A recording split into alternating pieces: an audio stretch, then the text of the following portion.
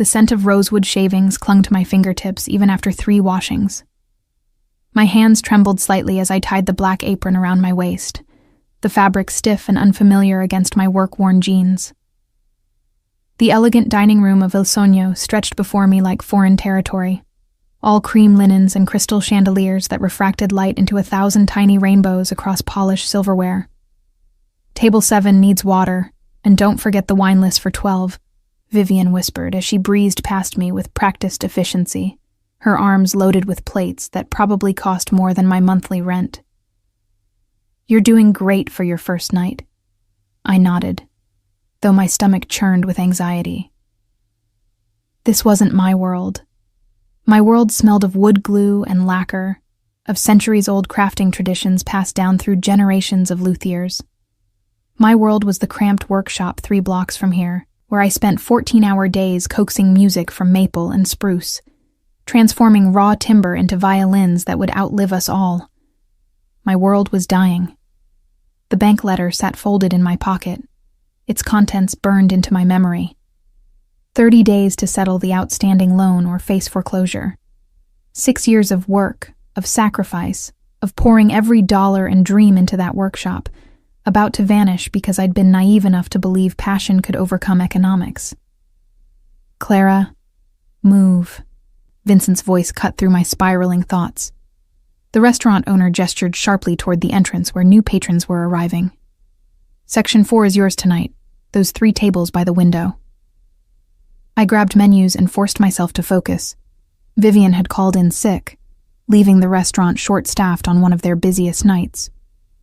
When she'd begged me to cover, mentioning the $200 in tips I could expect, I'd agreed before my pride could object. $200 wouldn't save my workshop, but it would buy me another week to figure something out. The evening shift blurred into a rhythm of taking orders, delivering plates, refilling glasses. My feet ached in the sensible shoes I'd borrowed from Vivian, too small by half a size. The formal attire felt like a costume, transforming me into someone I wasn't, someone whose hands served food instead of shaping beauty from wood. Table 12 caught my attention around 8:30. A couple, both impeccably dressed, though something about the man's clothes struck me as odd. The leather jacket was quality, but worn in ways that suggested actual use rather than designer distress. His jeans were clean but faded from genuine wear, not fashion. Work boots, expensive but practical, peeked from beneath the table's edge. His face held my gaze longer than it should have, handsome in a way that suggested strength rather than polish, with dark hair that curled slightly at the collar and eyes that seemed to catalog everything around him with quiet intensity. There was something dangerous in the set of his shoulders, the way he held himself with coiled readiness even in this peaceful setting. The woman across from him was his opposite in every way. Designer dress that probably cost more than my equipment. Jewelry that caught the light with each calculated gesture. Makeup applied with professional precision. She checked her phone repeatedly, her expression growing increasingly sour. "Excuse me." I approached their table with water glasses. "Good evening. My name is Clara, and I'll be taking care of you tonight. Can I start you with something from the bar?" The woman barely glanced at me. "Champagne. The Veuve Clicquot." "Of course. And for you, sir?" "Just water is fine." His voice was deeper than I expected, with a rough edge that suggested cigarettes or shouting or perhaps both. When his eyes met mine, something flickered there. Assessment, curiosity, something I couldn't quite name. "I'll have that right out for you." As I turned to leave, the woman's voice carried clearly across the space. "Water. Really, Dante? At Il Sogno? Why did I even agree to come here with you?" I pretended not to hear, but my fingers tightened on my tray. There was a cruelty in her tone that made me wince, the kind of casual contempt that came from believing yourself superior to everyone around you. The champagne arrived quickly. I poured carefully, aware of the woman, Sophia I'd heard Dante call her, watching my every move as if looking for a mistake to criticize. When I reached for Dante's water glass to refill it, She waved me away with an irritated gesture. "That's enough hovering. We'll call you when we're ready to order." "Of course. Please take your time looking over the menu." Over the next 20 minutes, I watched their table from my peripheral vision while attending to other guests. The body language told a story. Sophia leaning away, checking her phone constantly, her expression ranging from bored to openly hostile.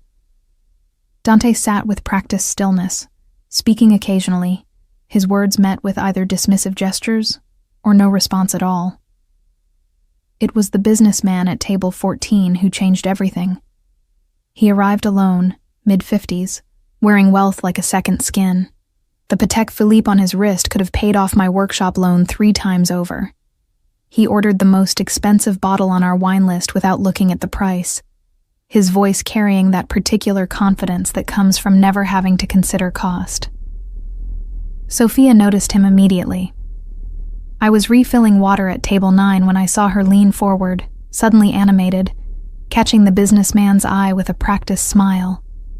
Within minutes, she'd manufactured a reason to walk past his table, then stop to compliment his watch. The conversation that followed made my skin crawl with its transparent calculation. Dante watched it all with that same dangerous stillness, his expression never changing, but something in his eyes went cold and flat. "Excuse me, waitress." Sophia's voice rang out across the dining room, loud enough to draw attention from nearby tables. "I need to speak with management. Now." Vincent appeared with remarkable speed, his professional smile firmly in place. "Is there a problem, madam?" "Yes, actually." Sophia gestured toward Dante, who remained seated, his face unreadable. I was under the impression this was a high-class establishment. Instead, I find myself dining with.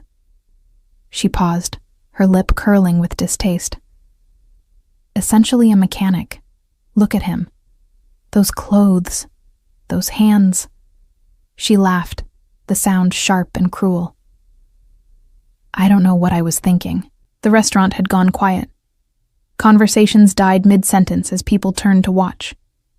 I stood frozen, my tray clutched to my chest, rage and embarrassment warring in my throat, though neither the humiliation nor the anger were mine to claim. Dante stood slowly, with that same coiled grace I'd noticed earlier. He pulled out his wallet and placed several bills on the table, far more than their order would have cost. "For the trouble?" he said quietly to Vincent, then turned to Sophia. "I hope you find what you're looking for." "Oh, I already have." Sophia's gaze cut to the businessman, who was watching the scene with amused interest. "Someone who can actually afford a woman like me. Someone with class." She stood, smoothed her dress, and without another glance at Dante, walked to table 14. The businessman, clearly entertained by the drama, gestured for her to join him. She slid into the chair Dante had just vacated, her laugh carrying across the suddenly uncomfortable silence.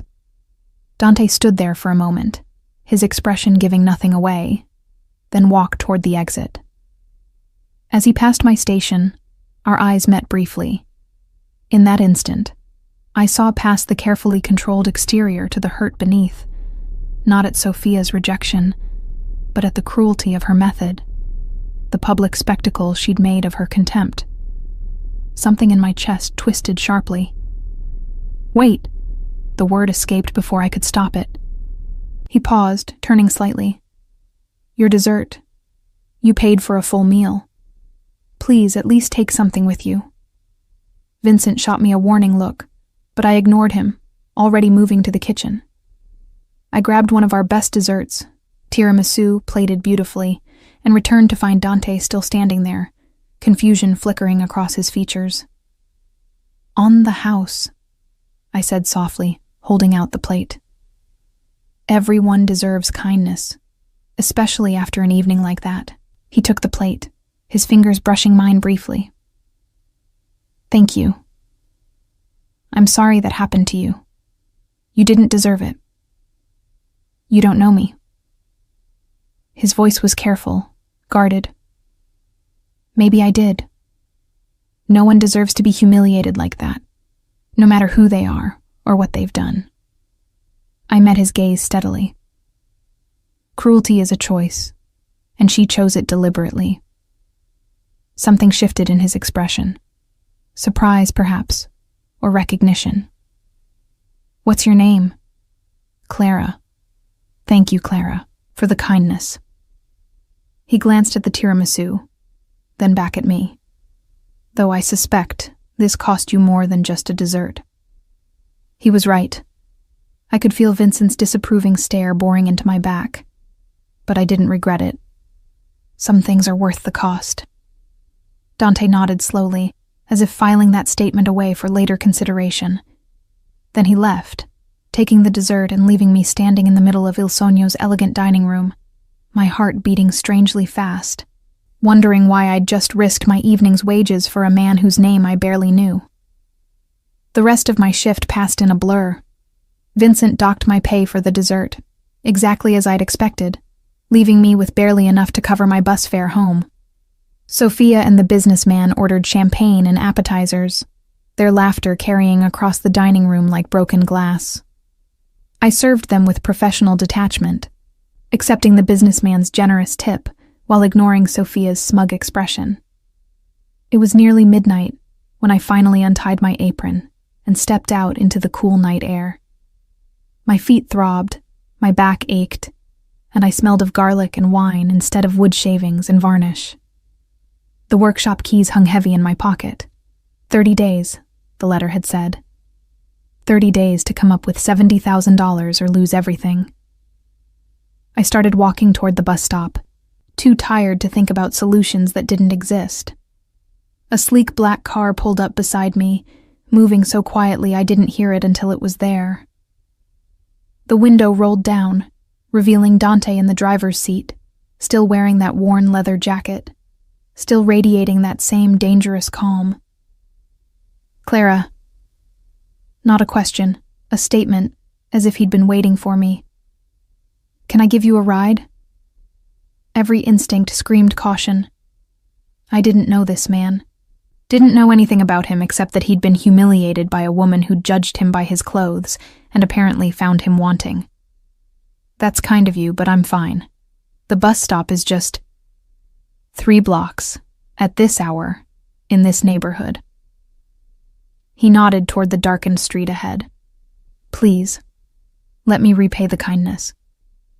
Something in his tone, in the way he sat perfectly still, waiting for my decision without pressure or expectation, made me trust him more than I should have. Or perhaps I was just too exhausted to care about caution anymore. "All right. Thank you." The car's interior smelled of leather and something else. Cologne, expensive but subtle. As I settled into the passenger seat, I noticed details I'd missed in the restaurant. The car itself was understated but clearly costly. His hands on the wheel were scarred and calloused, working hands despite the expensive vehicle. "Where to?" I gave him my address, then immediately regretted it. Too late now. The car pulled smoothly into traffic, moving through the late-night streets with practiced ease. "I never got to eat that tiramisu," Dante said after a few moments of silence. "I sat in this car for an hour just looking at it, thinking about what you said, about cruelty being a choice, about some things being worth the cost." He glanced at me briefly before returning his attention to the road.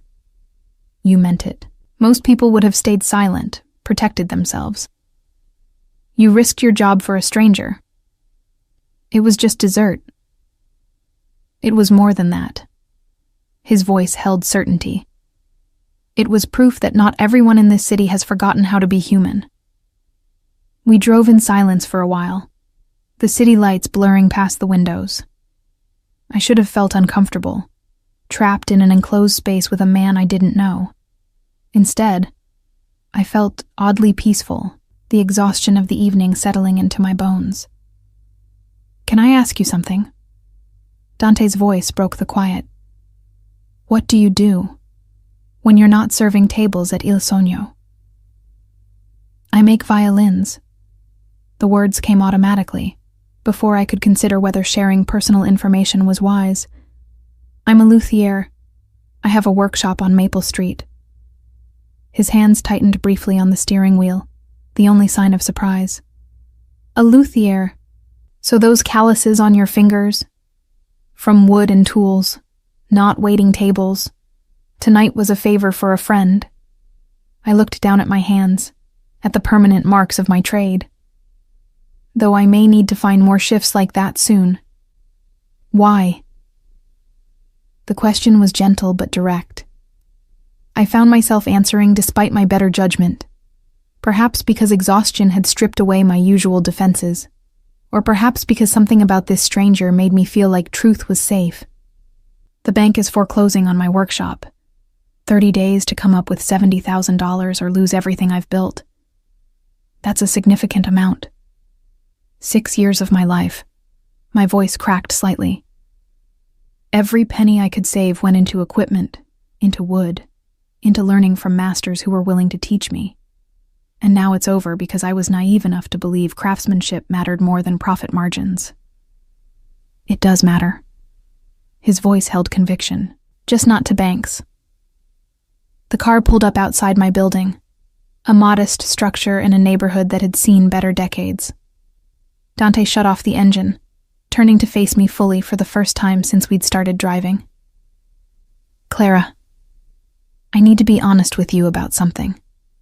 My heart began to beat faster, warning signals firing in my exhausted brain. What? Tonight wasn't an accident. Sophia and I, that whole scene at the restaurant, I orchestrated it. I wanted to see who she really was when she thought I had nothing to offer. He held my gaze steadily. I'm not a mechanic. I'm not poor. And I'm not looking for sympathy. Then what are you looking for? Someone real. He reached into his jacket and pulled out a business card, extending it toward me. Someone who shows kindness without calculation, who creates beauty because it matters, not because it's profitable. Someone who risks their evening's wages for a stranger's dignity. I took the card with trembling fingers. Dante Volkov, it read. CEO, Volkov Enterprises. Below that, a phone number and an address in the city's most exclusive district. I don't understand. I have a proposition for you, Clara. His voice was steady, his dark eyes never leaving mine. Come to my office tomorrow at noon. Let me explain what I'm offering. And if you say no, I'll never contact you again. You have my word. What kind of proposition? A slight smile touched his lips, the first real expression I'd seen cross his face all evening. The kind that could save your workshop and change both our lives. But I need to explain it properly, not in a car at midnight when you're exhausted. Every rational instinct told me to refuse, to thank him for the ride and disappear into my building, to never think about Dante Volkov again. But I looked at that card, at the address that probably led to an office worth more than my entire workshop, and I thought about 30 days and $70,000 and 6 years of my life about to vanish into bankruptcy. Noon tomorrow? I'll send a car, same one. The driver's name is Roman. He's worked for me for 10 years. You'll be completely safe, I promise. I nodded, pocketing the card, then reached for the door handle. Before stepping out, I turned back. Dante, that test you ran tonight, with Sophia, did you get your answer? I did. His expression hardened slightly. I learned that I'd wasted 6 months on someone who loved my wallet more than anything else. But I also learned something unexpected. What? That there are still people in this city worth knowing, worth trusting. His gaze held mine with an intensity that made my breath catch. Thank you for reminding me of that, Clara. I climbed out of the car and walked to my building without looking back, though I felt his eyes following me until I'd safely entered the lobby. Only when I reached my tiny apartment did I allow myself to examine the business card again, to consider what kind of proposition a man like Dante Volkov might make to a struggling luthier he'd met under the strangest circumstances. Sleep came fitfully that night, my dreams filled with mahogany and maple, with the scent of varnish and the weight of violin bows balanced in my palm, with dark eyes that seemed to see past every defense I'd ever built, and the impossible promise that some things might still be worth the cost. The black car arrived at exactly 11:30, pulling up outside my building with the same whisper-quiet elegance as the night before. Roman, the driver, was a man in his 50s with silver-threaded dark hair and the kind of alert posture that suggested military training. He opened the door with a respectful nod. "Miss Clara, Mr. Volkov is expecting you." I'd spent the morning in my workshop, trying to lose myself in the familiar ritual of wood selection for a commission that might never be completed. My hands had moved automatically through the process, testing grain patterns, checking for imperfections, listening to the resonance of each piece with the trained ear that had taken years to develop. But my mind kept returning to Dante's card, to his dark eyes, to the impossible promise of salvation I couldn't quite let myself believe in. I'd changed clothes 3 times before settling on what I hoped struck the right balance. Professional enough for a business meeting, but not so formal that I looked like I was trying too hard. Dark jeans, a clean blouse, my grandmother's silver pendant. My hair pulled back in a practical bun that revealed the small scar on my temple from a chisel that had slipped during my apprenticeship. My hands were clean but showed their permanent stains. Calluses that no amount of lotion could soften.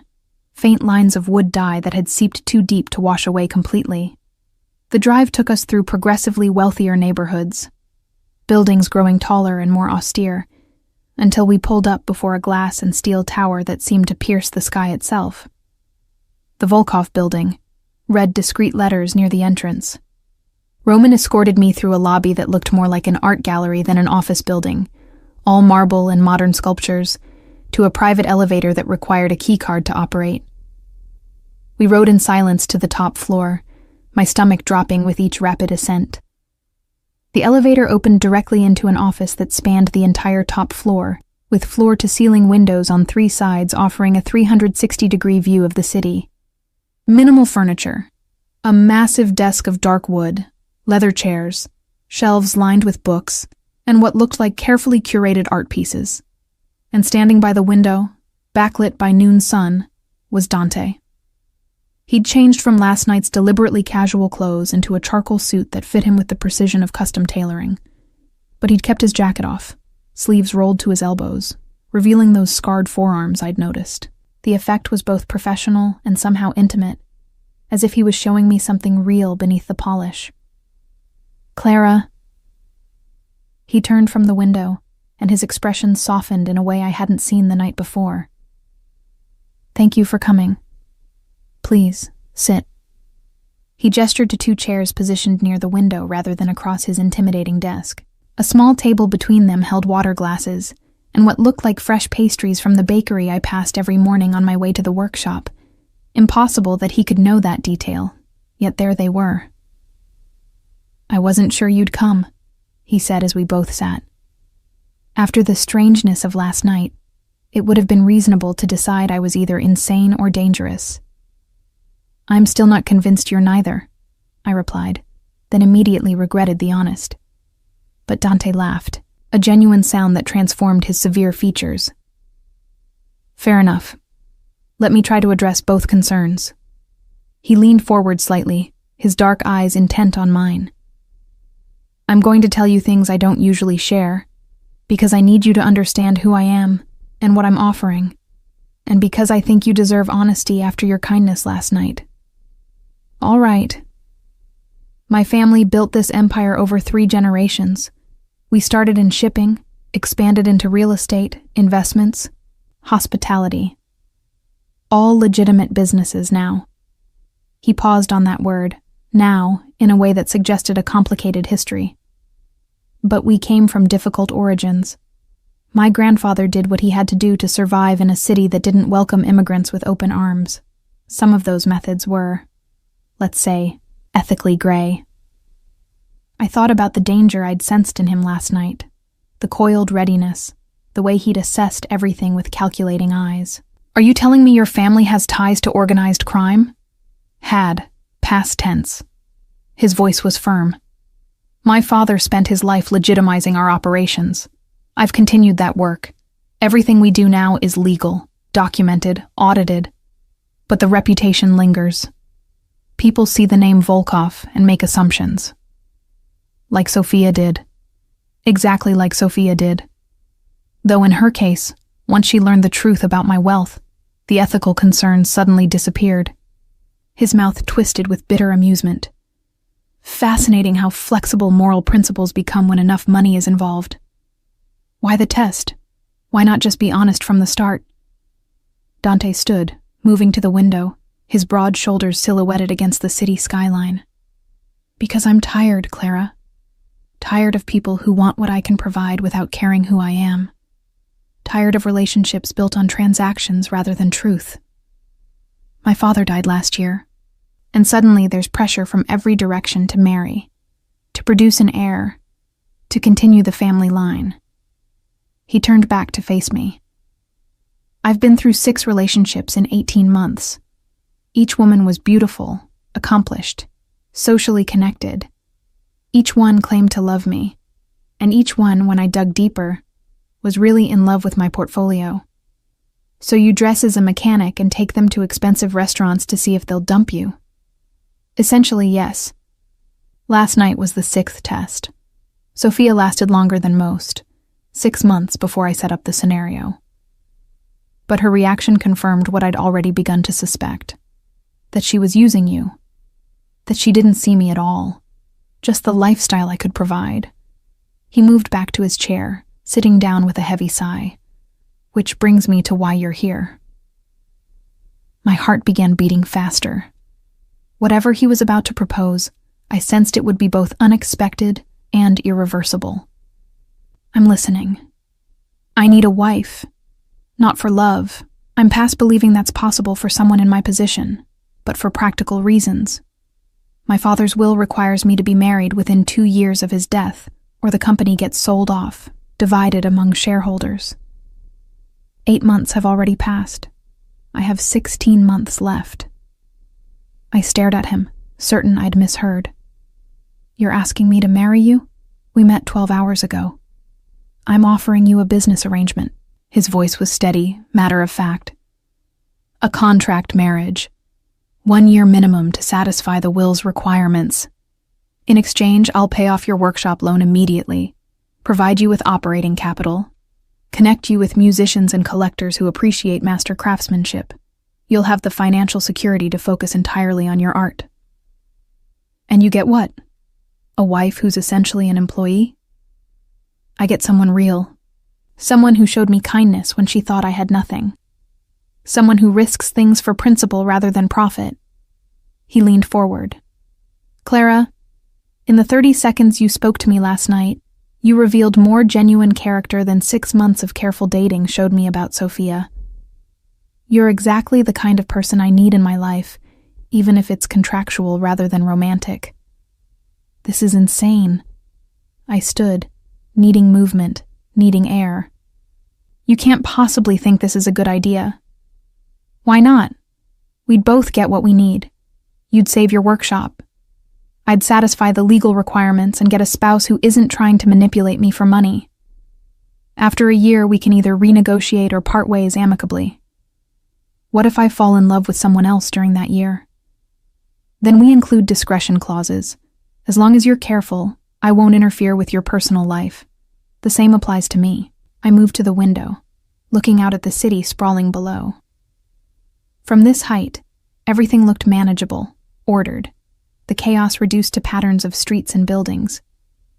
But I knew the truth, that down there in those streets, people's lives were messy and complicated and rarely followed neat contractual terms. Why me specifically? There must be dozens of women who would accept this arrangement. Because you didn't know who I was when you helped me. Because you risked something that mattered to you. Your evening's wages. For a stranger's dignity. Because you create beauty with your hands instead of just consuming it. His voice softened. And because when I watched you walk into your building last night, I thought, there goes someone who still believes some things are worth the cost. That quality is rarer than you know, Clara. I turned to face him. What would this marriage actually look like? Would we have to pretend to be in love? In public, we'd need to appear companionable, attend events together, show basic affection. In private, you'd have your own space. The penthouse has separate wings. We'd be roommates more than spouses, at least initially. And after the year? If we both want to continue, we renegotiate terms. If not, you keep everything I've provided. The workshop is yours free and clear regardless. I'm not looking to trap anyone, Clara. Just to solve a problem in a way that benefits both of us. The rational part of my brain screamed that this was madness. You didn't marry strangers, didn't sign contracts turning relationships into transactions, didn't trust men who orchestrated elaborate tests instead of simply being honest. But the desperate part, the part that had spent 6 years building something beautiful only to watch it slip away, whispered that maybe this was my only chance. I need to think about it. Of course, take a week. Here. He handed me a folder I hadn't noticed on the table. The full contract terms. Have a lawyer review it. I'll pay their fees regardless of your decision. Everything is there. Financial arrangements, living situations, terms for ending the marriage, confidentiality clauses. I took the folder with trembling hands. It was surprisingly thick, the weight of legal documentation making the surreal offer suddenly concrete. And if I say no, then I thank you again for your kindness, and we never speak of this. Your workshop situation remains entirely your own concern. I won't interfere either way. Something about that promise, about his willingness to let me refuse without consequence, made me trust him more than any amount of money could have. He wasn't trying to leverage my desperation, wasn't making veiled threats about what would happen if I declined. He was offering a choice, genuine and free. I'll read this carefully, and I'll call you with my answer. That's all I ask. He stood, extending his hand for a formal shake. When I took it, his grip was firm and warm, those calloused palms pressing against mine. Whatever you decide, Clara, I meant what I said last night. Meeting you reminded me that not everyone in this world has forgotten how to be decent. That matters more than you know. Roman drove me back to my building in the same quiet efficiency as before. I clutched the folder to my chest, feeling the weight of impossible decisions pressing against my ribs with each breath. The workshop was waiting when I returned, silent and patient in the afternoon light. I ran my hands over the violins in various states of completion, the spruce soundboard I'd been carving for weeks, the maple back that needed its final varnish coat, the neck awaiting its precise measurements for string height. 6 years of learning, of failure, of slowly developing the skills that separated adequate instruments from extraordinary ones. All of it about to disappear in 30 days, unless I accepted a proposal so bizarre it had to be either destiny or disaster. I opened the folder and began to read. The contract was exactly as Dante had described. Straightforward terms, generous financial provisions, clear exit clauses. One clause caught my attention. The agreement may be terminated early by mutual consent or extended beyond the initial year if both parties agree. At no point will Clara's professional autonomy be compromised or her creative decisions subject to approval. He'd built in protection for the very thing that mattered most to me, my work, my art, my independence in the only area where I'd ever felt truly myself. 3 days later, after consulting with a lawyer whose fees Dante had indeed paid, after lying awake each night weighing impossible options, after standing in my workshop and imaging it seized, auctioned, turned into something ordinary, I called the number on his card. Clara. He answered immediately, as if he'd been waiting. Have you decided? Yes. My voice was steadier than I felt. I have one condition beyond what's in the contract. Name it. I want to keep working in my current workshop, not relocate to some fancy studio you provide. This space matters to me. It holds 6 years of my life. If we're doing this, if we're signing a contract marriage, then I need the place where I actually feel like myself to stay mine. Silence on the other end. Then, done. I'll have the lease transferred to your name, paid in full for the next decade. Anything else? When would we need to marry? As soon as possible. The will's clock is ticking, and I'd rather have time to establish the marriage before any shareholders question its validity. How soon is as soon as possible? There's a judge who owes me a favor. We could be married by the end of the week if you're willing. The end of the week. 5 days to transform from struggling luthier to contract wife of a man whose last name carried weight and danger in equal measure. 5 days to change everything about my life, except the part that mattered most. Okay. The word came out barely above a whisper. Let's do it. You're certain? Clara, I need to know you're choosing this freely, not just because you're desperate. I'm choosing it because you're right. We both get what we need. And because you built protection for my work into the contract before I even asked. That tells me something about who you are. I could hear the smile in his voice. I'll send Roman to pick you up tomorrow at noon. We'll handle the legal paperwork, and I'll arrange the ceremony for Friday afternoon. Simple, private, just us and the required witnesses. Is that acceptable? Yes. Clara, thank you for trusting me with this. I promise I'll make it worth the risk. After we hung up, I sat in my workshop for a long time, running my hands over the wood shavings that covered every surface, breathing in the scent of lacquer and rosin that had become more familiar than my own apartment. In 5 days, I would become Mrs. Clara Volkov, a wife without love, a spouse without romance, a partner bound by contract rather than emotion. But my workshop would survive. My art would continue. And maybe, just maybe, I'd find something worth the cost in a marriage that began with kindness instead of passion, with honesty instead of illusion.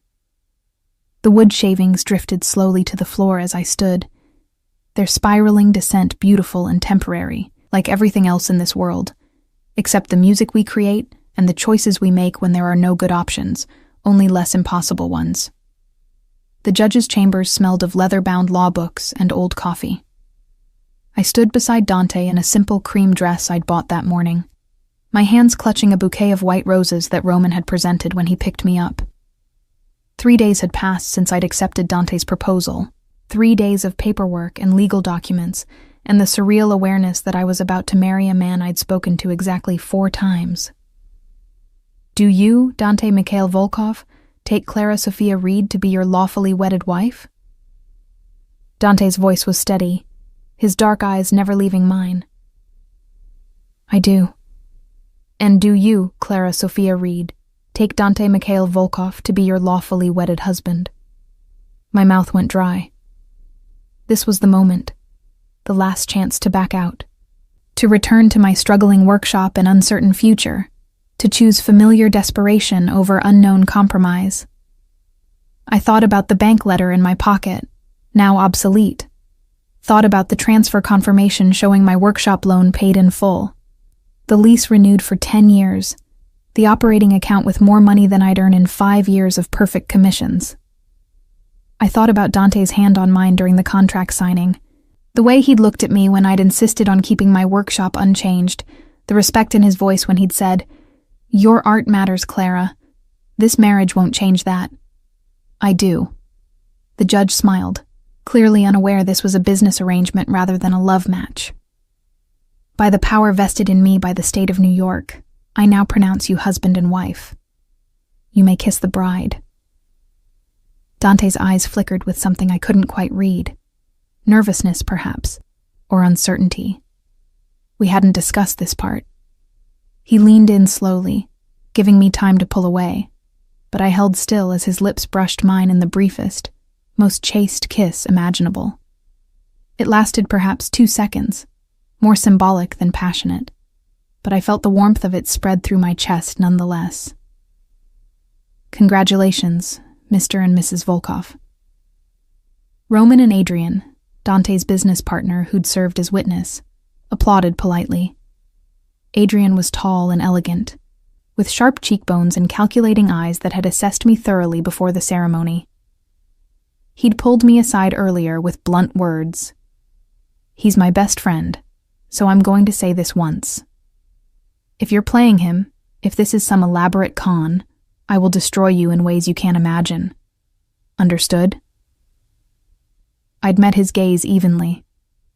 I'm here because he offered a solution we both needed. Nothing more, nothing less.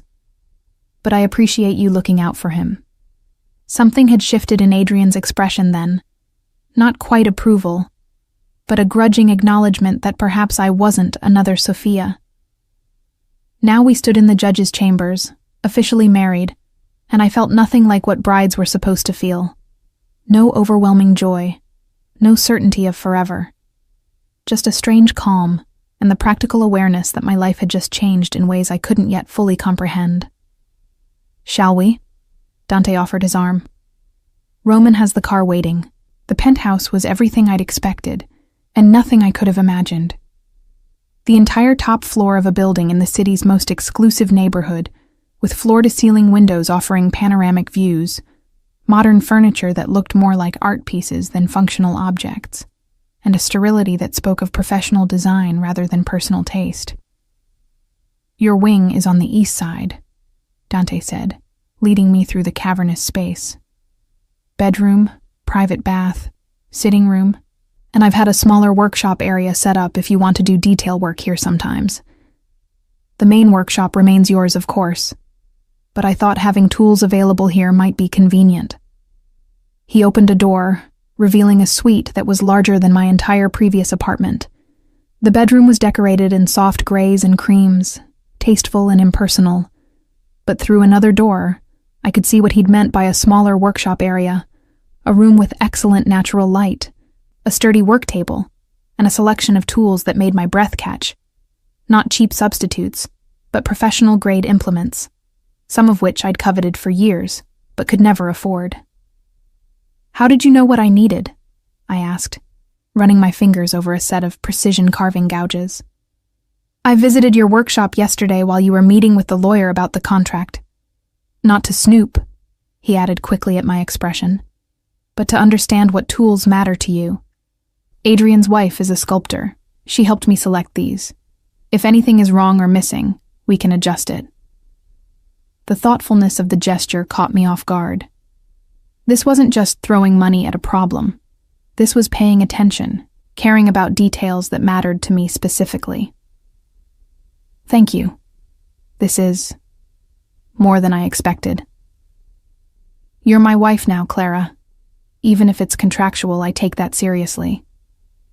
He gestured toward the rest of the suite. You have complete privacy here. I won't enter without permission. My wing is on the opposite side. We can go days without seeing each other if you prefer.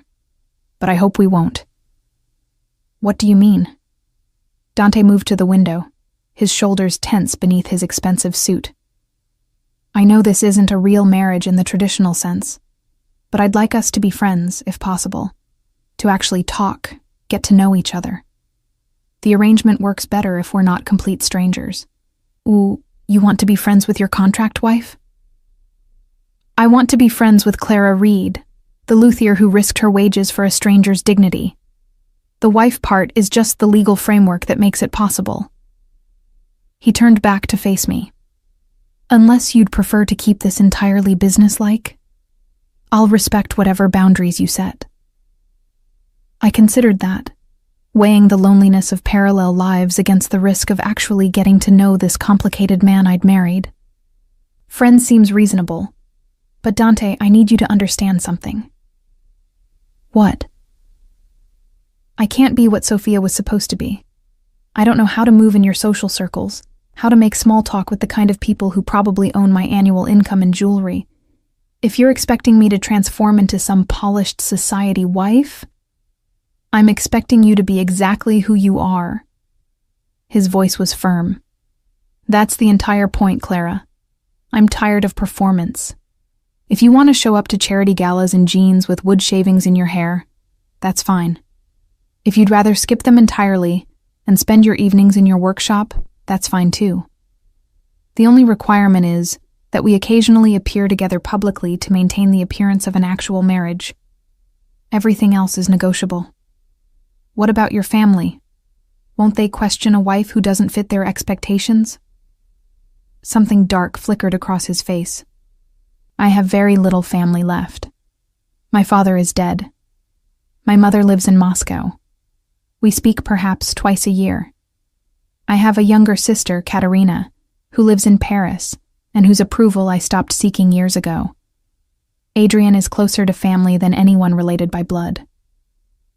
The loneliness in his voice resonated with my own experience. I don't have much family either. My parents died when I was 20. My grandmother, who taught me Luthery, passed 3 years ago. There's no one who'll question why I married someone I barely know, because there's no one paying attention. Then we're both starting fresh, building whatever this is without outside interference. Dante checked his watch. I need to handle some business calls, but I've arranged for dinner to be delivered at 7. Will you join me? Nothing formal, just a chance to talk without judges and contracts. All right. After he left, I explored my new quarters with the strange awareness that this was now my home, at least temporarily. The closet held clothes I hadn't selected. Someone had taken my measurements and filled the space with quality pieces in my preferred style. The bathroom was marble and glass, with a soaking tub I would never have time to use and toiletries from brands I'd never heard of. Everything was perfect, impersonal, like a luxury hotel rather than a home. I returned to the small workshop area and ran my hands over the tools again, testing their balance, their heft. These, at least, felt real. Felt like something I understood in a world that had become suddenly foreign.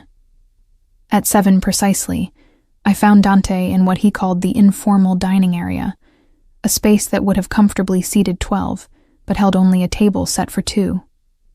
Chinese food containers covered the surface, steam rising from noodles and dumplings and vegetables that smelled infinitely better than the fancy restaurant fare I'd been serving at Il Sogno. I didn't know what you liked, Dante said, gesturing to the spread. So I ordered one of everything from the best place in Chinatown. Help yourself. We filled plates and ate in initially awkward silence, the clink of chopsticks against porcelain too loud in the cavernous space. But gradually, conversation began to flow. Dante asked about my training, about how I'd learned Luthery, and I found myself telling stories about my grandmother's workshop in Vermont, about the first violin I'd ruined through impatience, about the transcendent moment when I'd completed an instrument that actually sang. Music is different when you've built the thing that makes it, I tried to explain. You hear not just the notes, but the wood itself, the way the grain responds to different frequencies, the resonance chambers you spent weeks perfecting. It's like raising a child, except you can actually control how they turn out. Dante laughed at that. I imagine children are more complicated. Do you want them? Children? The question slipped out before I could stop it.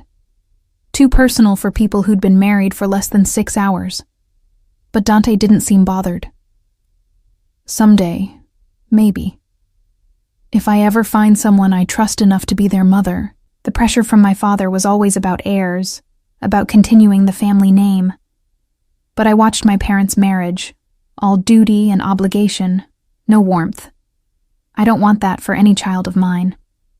So you married a stranger instead. I couldn't help the slight edge in my voice. I married someone honest instead. He met my gaze steadily. Clara, I know this isn't conventional, but I'd rather build something real with you, even if it started as a contract, than spend my life with someone who only loved my money. At least with you, I know where I stand. And where is that? On uncertain ground, building a foundation that might actually hold, or might collapse spectacularly. His mouth curved in a slight smile. But either way, it's honest. That's worth something. The weeks that followed settled into an unexpected rhythm. Dante would leave early for his office downtown, returning around 7. I'd spend my days in my workshop, losing myself in the familiar rituals of wood selection and carving, occasionally touching the wedding ring on my finger, with surprise at its presence. Most evenings we'd share dinner, sometimes delivered food, sometimes cooked by the private chef Dante employed but seemed almost embarrassed about. "I can cook," he'd insisted the first time the chef appeared.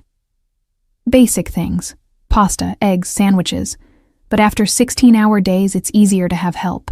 We talked during those dinners, gradually learning each other's histories and preferences. I discovered Dante had studied classical piano as a child until his father declared it impractical. That he read voraciously, everything from philosophy to crime fiction. That he had a dry wit that only emerged when he felt comfortable, and a surprising vulnerability about whether he was making the right choices with his late father's company. He spent 30 years legitimizing what my grandfather built through violence and intimidation, Dante told me one evening. "Every day I'm terrified I'll make some decision that undoes all that work, that sends us sliding back into the darkness he fought to escape." Do you think that's possible? Sliding back? The temptation is always there. When someone steals from you, when a business rival uses underhanded tactics, when you have the power and connections to solve problems the way my grandfather did, quickly, permanently, without the delays of laws and courts. His hands clenched around his wine glass. I understand why he made those choices. I understand the appeal of absolute control. That's what terrifies me. But you don't choose that way. Not yet. But I see how thin the line is between legitimate business and other methods. Especially when you have people who remember the old ways, who worked for my father and grandfather and expect certain solutions to problems. I thought about that later, lying alone in my too-large bed in my impersonal suite. I'd married a man fighting against his own history, against the pull of inherited darkness. It should have frightened me more than it did. Instead, I found myself respecting the conscious choice he made every day to be different than what he'd been raised to become. 6 weeks into our marriage, Dante invited me to my first public appearance as his wife, a charity gala benefiting youth music programs. "It's cause you might actually care about," he said carefully. "And Adrian will be there with his wife, Isabel. She's been asking to meet you." "Why?" "Because she's curious about the woman who agreed to marry me under such strange circumstances, and because she thinks you're either brilliant or crazy, possibly both." I laughed despite my nervousness. "What do you think?" "I think you're brave, and kinder than you realize, and that you've made the last 6 weeks more bearable than I expected."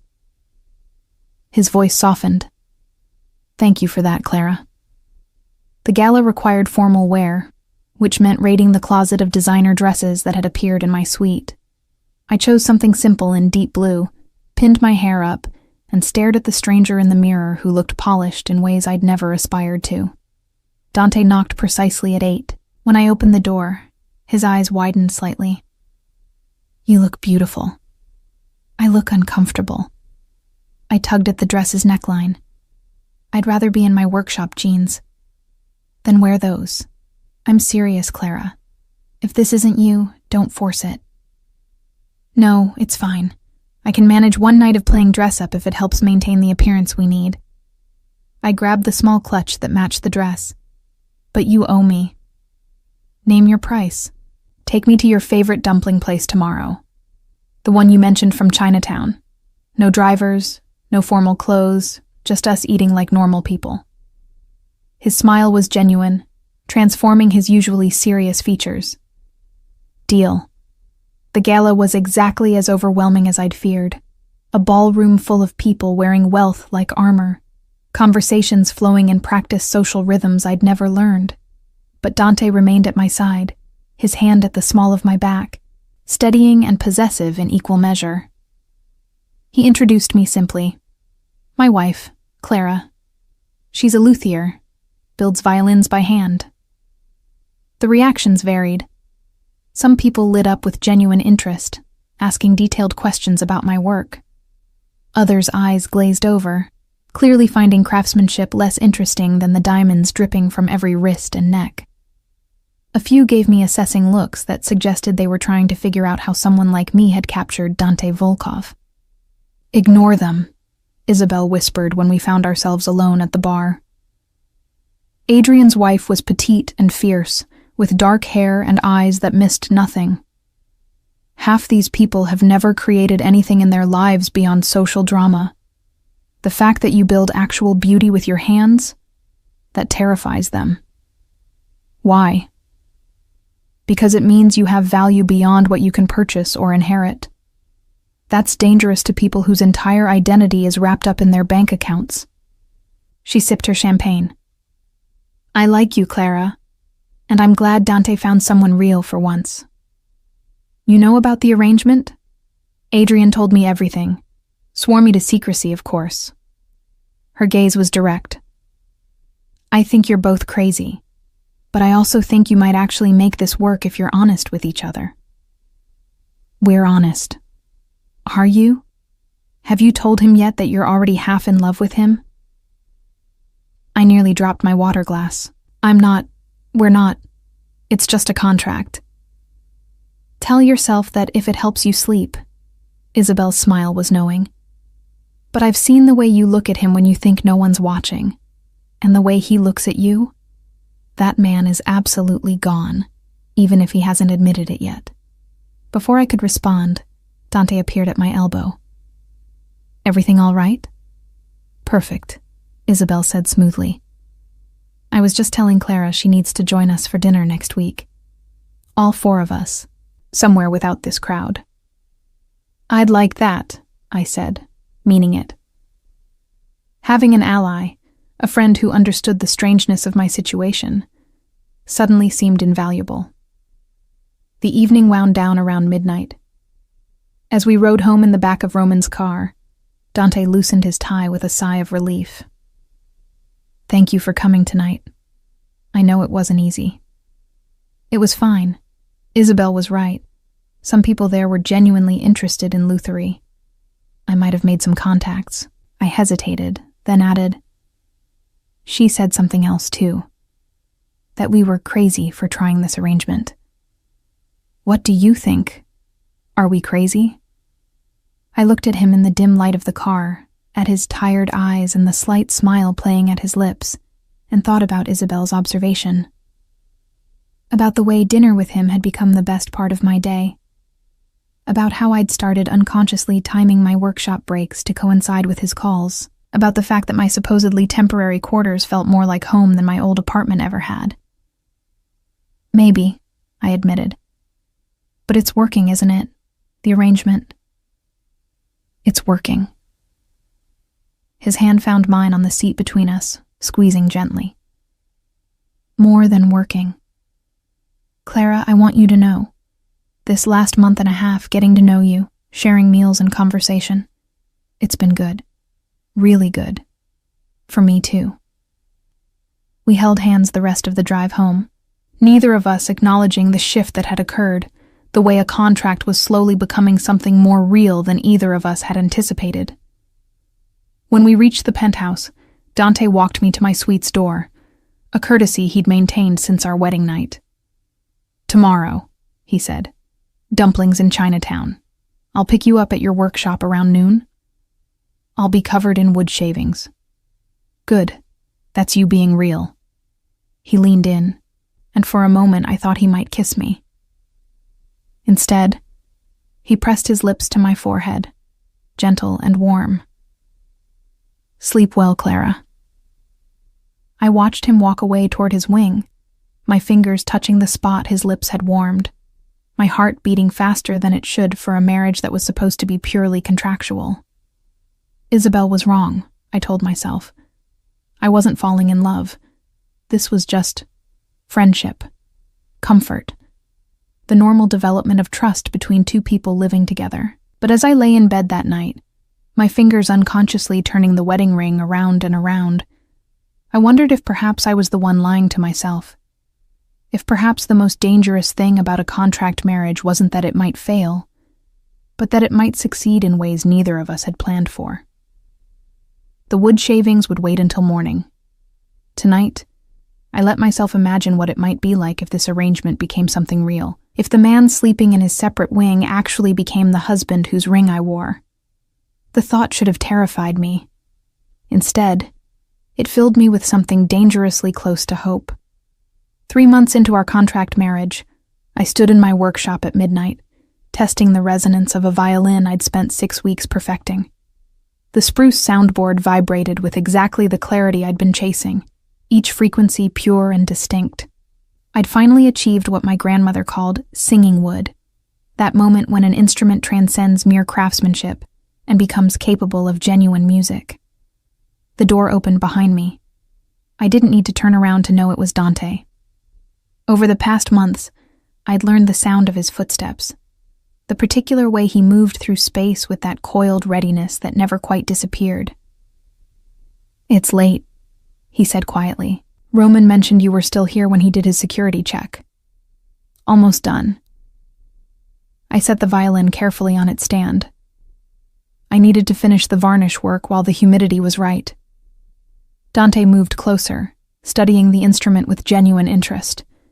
He'd been visiting my workshop more frequently lately, usually bringing coffee or food, sometimes just sitting in the corner and working on his laptop while I carved. His presence had become as natural as the scent of wood shavings, as comfortable as my favorite tools. "It's beautiful," he said, and the reverence in his voice told me he actually saw it. Not just an expensive object, but something created with love and patience and skill. "Play something for me?" I asked impulsively. "You mentioned you studied piano. I'd like to hear you." Something vulnerable flickered across his face. "I haven't played in years, not since my father died." "Why?" "He never approved. Said music was for people with the luxury of impracticality." Dante's jaw tightened. "After he passed, I thought about starting again. But it felt like betrayal somehow, doing something he'd forbidden when he wasn't there to argue about it." I understood that complicated grief, the way love and resentment tangled together until you couldn't separate them. Would he be angry that you married me? A luthier who builds instruments instead of empires? Probably, Dante smiled slightly. But he'd also respect that I found a solution to the will's requirements.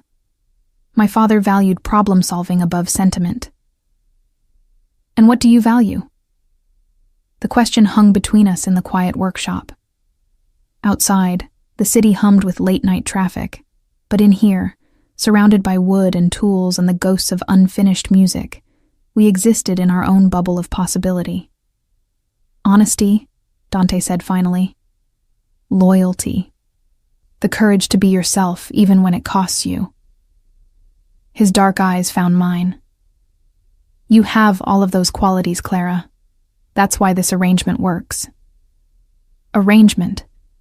The word stung more than it should have, because increasingly, what existed between us felt less like a business transaction and more like, I didn't have words for it. More than friendship, not quite love, something genuine growing in the spaces between contract clauses. "Come on," I said, needing to shift away from dangerous territory. "Let's go home. I'm starving, and I think there's leftover Thai food from yesterday." "Home." He repeated the word as if testing its weight. "You call it that now. Isn't it?" I hoped it was becoming that for you, but I wasn't sure. We locked up the workshop and drove back to the penthouse in comfortable silence. The city lights blurred past the windows, and I found myself thinking about how much had changed since that night at Il Sogno. I'd saved my workshop, but gained something more complex. A life entangled with a man I'd married for practical reasons and stayed with because he'd become essential in ways I hadn't anticipated. Over the next 2 months, our lives wove tighter together. Dante started accompanying me to symphony performances where I'd network with musicians who might commission instruments. I joined him for business dinners where my presence legitimized our marriage to skeptical shareholders.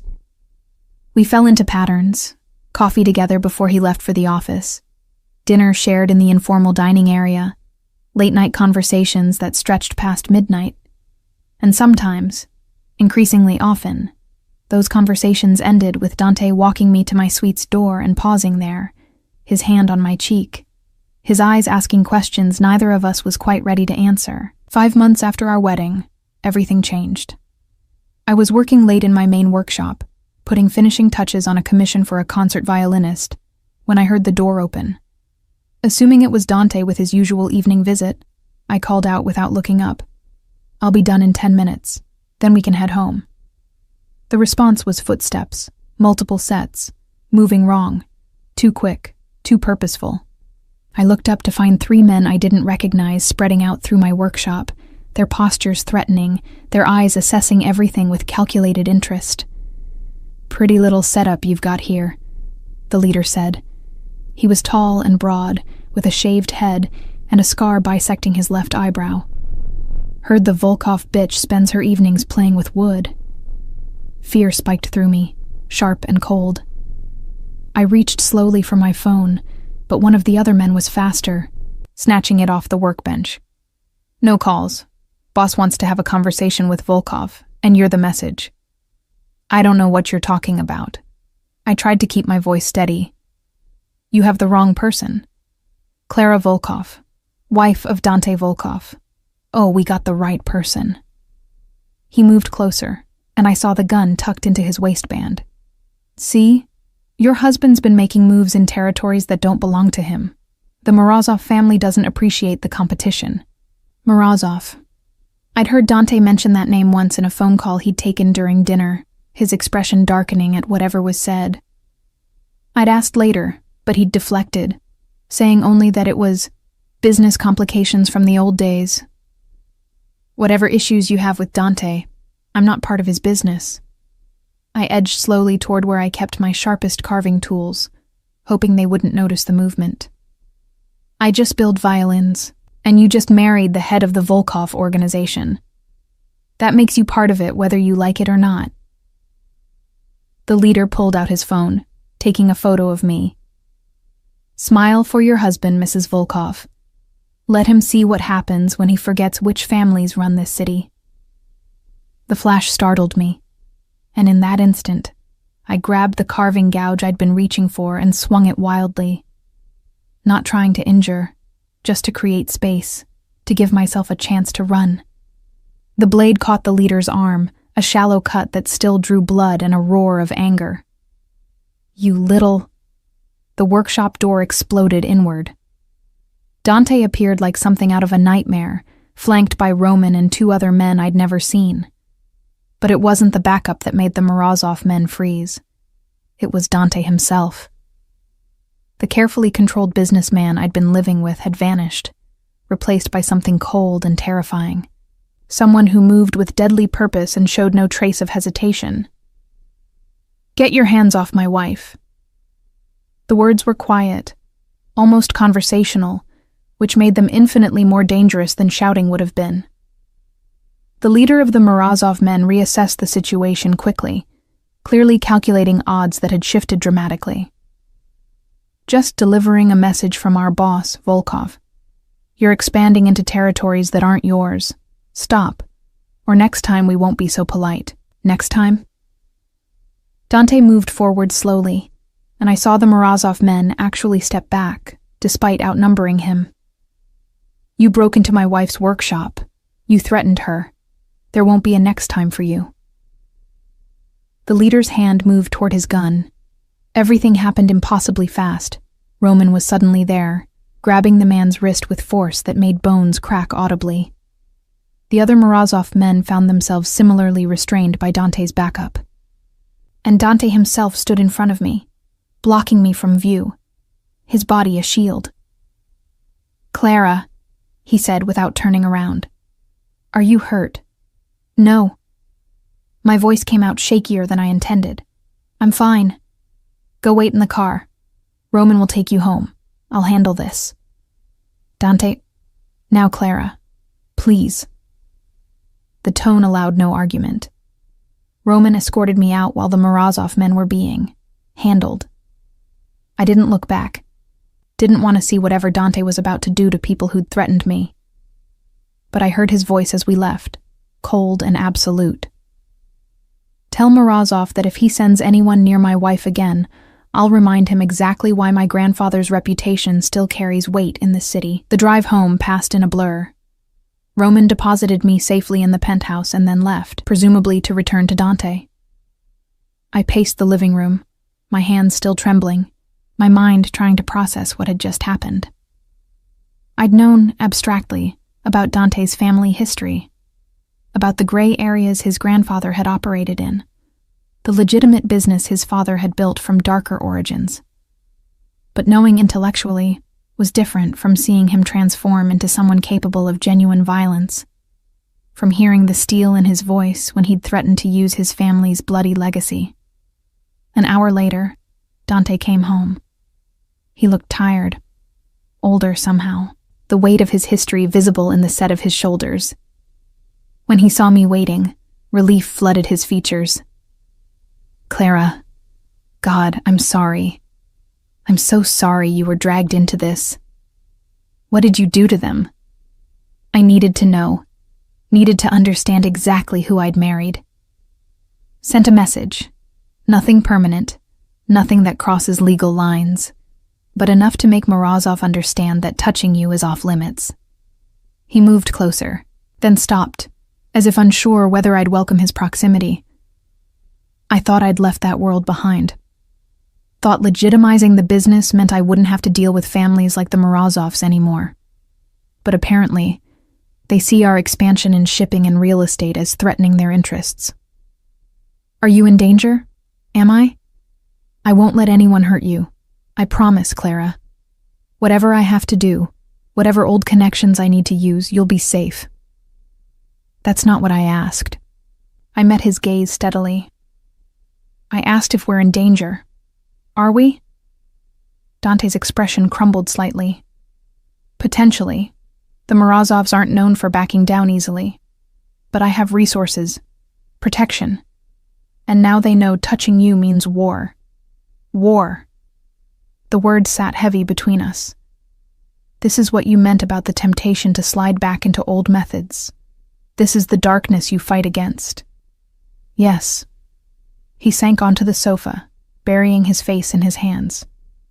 I try so hard to be different than my father, than my grandfather, to prove the business is legitimate now. But men like Morozov see any sign of weakness as invitation. If I don't respond with enough force, they'll keep testing boundaries until someone gets seriously hurt. I sat beside him, my fear gradually being replaced by understanding. You're caught between two worlds, too legitimate for the old families, too connected to history for the new ones to fully trust. Exactly. He looked at me, and in his eyes I saw exhaustion and regret, and something deeper. Clara, if you want to end this arrangement now, I'll understand. This isn't what you signed up for. The contract included security concerns, but I never imagined it would get this dangerous. Do you want me to leave? No. The word came out almost desperately. God, no. Having you here, sharing dinners and conversations, watching you work in your element, it's become the best part of my life. But I won't trap you in a situation that could get you killed. I thought about the past 5 months, about how Dante had never pushed me, never demanded more than I willingly gave, never used our contract as leverage for anything beyond its stated terms, about the man who brought me coffee at midnight, who learned the names of every tool in my workshop, who looked at my finished violins with genuine wonder, about the husband I'd married for practical reasons and stayed with because somehow, impossibly, he'd become essential. I'm not leaving, I said finally. But I need you to be completely honest with me. About your business, about the dangers, about who you really are. No more deflecting or protecting me from uncomfortable truths. Everything? Everything. If I'm going to be actually married to you, not just contractually, then I need to know what I'm dealing with. His eyes widened slightly at my phrasing. actually married. Isn't that what's happening? We stopped being strangers performing an arrangement weeks ago, Dante. We're friends at minimum. And I think... I hesitated, then pushed forward. I think we're becoming more than that. He reached for my hand slowly, giving me time to pull away. I didn't. His scarred palm pressed against mine, warm and solid. I think we are too, and it terrifies me. Why? Because I didn't plan for this. Didn't expect to actually care about my contract wife. But somewhere between dumplings in Chinatown and you falling asleep on my shoulder during a symphony performance, you became real to me. Important. And now you're in danger because of who I am. Then protect me. Not by pushing me away, but by being honest and letting me make informed choices. I squeezed his hand. Tell me everything, Dante, starting with the Morozovs and ending with whatever else you've been trying to shield me from. So he did. Over the next several hours, Dante told me everything, about his grandfather's role in organized crime, about his father's decades-long effort to legitimize their operations, about the gray areas that still existed, about families like the Morozovs who resented the Volkovs for going soft, about legitimate business rivals who spread rumors about his family's history to undermine his current ventures, about the constant balancing act between honor and pragmatism, between the person he wanted to be and the person his position sometimes required. I'm not my grandfather, he said finally, exhaustion evident in his voice. I don't hurt people for profit or power. Everything I do now is legal, documented. But I have connections, knowledge, ways of solving problems that aren't exactly conventional. And when someone threatens you, Clara, I'll use every resource available, old ways included, to keep you safe. I absorbed all of it. The history, the danger, the complicated reality of loving a man whose past cast long shadows. Because I did love him, I realized. Somewhere in the past 5 months, the contract had become irrelevant, and the husband I'd married for practical reasons had become the man I couldn't imagine living without. Okay, I said simply. Okay. I understand the situation. I'm choosing to stay anyway. But Dante, if we're doing this, if we're transforming this contract into something real, then we need to be honest about all of it, including the fact that I'm in love with you. The words hung in the air between us, impossible to take back. Dante stared at me, his expression cycling through shock, hope, and something that looked like fear. Clara, you can't... I'm not... There are so many reasons this is a bad idea. Name one that actually matters. You deserve better than someone with my history, my complications. I deserve someone who treats me with respect, who supports my work, who makes me laugh over Thai food at midnight. Someone who'd face down armed men to protect me. You're all of those things, Dante. Your family's history doesn't change that. He pulled me against him suddenly, his arms wrapping around me with desperate strength. I felt him trembling slightly, felt the tension in his shoulders as years of control finally cracked. I love you too, he whispered against my hair. God help me. I fell in love with my contract wife. I tried not to, tried to keep boundaries, but you're so real, Clara. So genuine. How could I not love you? I tilted my face up, meeting his dark eyes. Then stop fighting it. Stop trying to protect me from yourself. Just be with me. Really with me. He kissed me then. Not the chaste brush of lips from our wedding, but something real and hungry, and full of months of restrained wanting. I melted into him, into the promise of something beyond contracts and arrangements, something built on truth and trust, and the surprising discovery that sometimes practical decisions lead to impractical emotions. When we finally pulled apart, both breathing hard, Dante rested his forehead against mine. The contract specified separate quarters for the first year. Contracts can be renegotiated. I smiled against his lips. Consider this an amendment. An amendment to what effect? To the effect that we stop pretending this is temporary. Stop pretending we're not falling in love. Stop sleeping in separate wings like strangers when we both want to be together. You're certain, because Clara, once we cross this line, I won't be able to go back. You'll be mine in truth, not just on paper. Then it's good that I want to be yours. I kissed him again. Take me to bed, Dante. Your bed. Our bed. And let's stop pretending this arrangement is anything other than what it's become. A real marriage that just happened to start with a contract.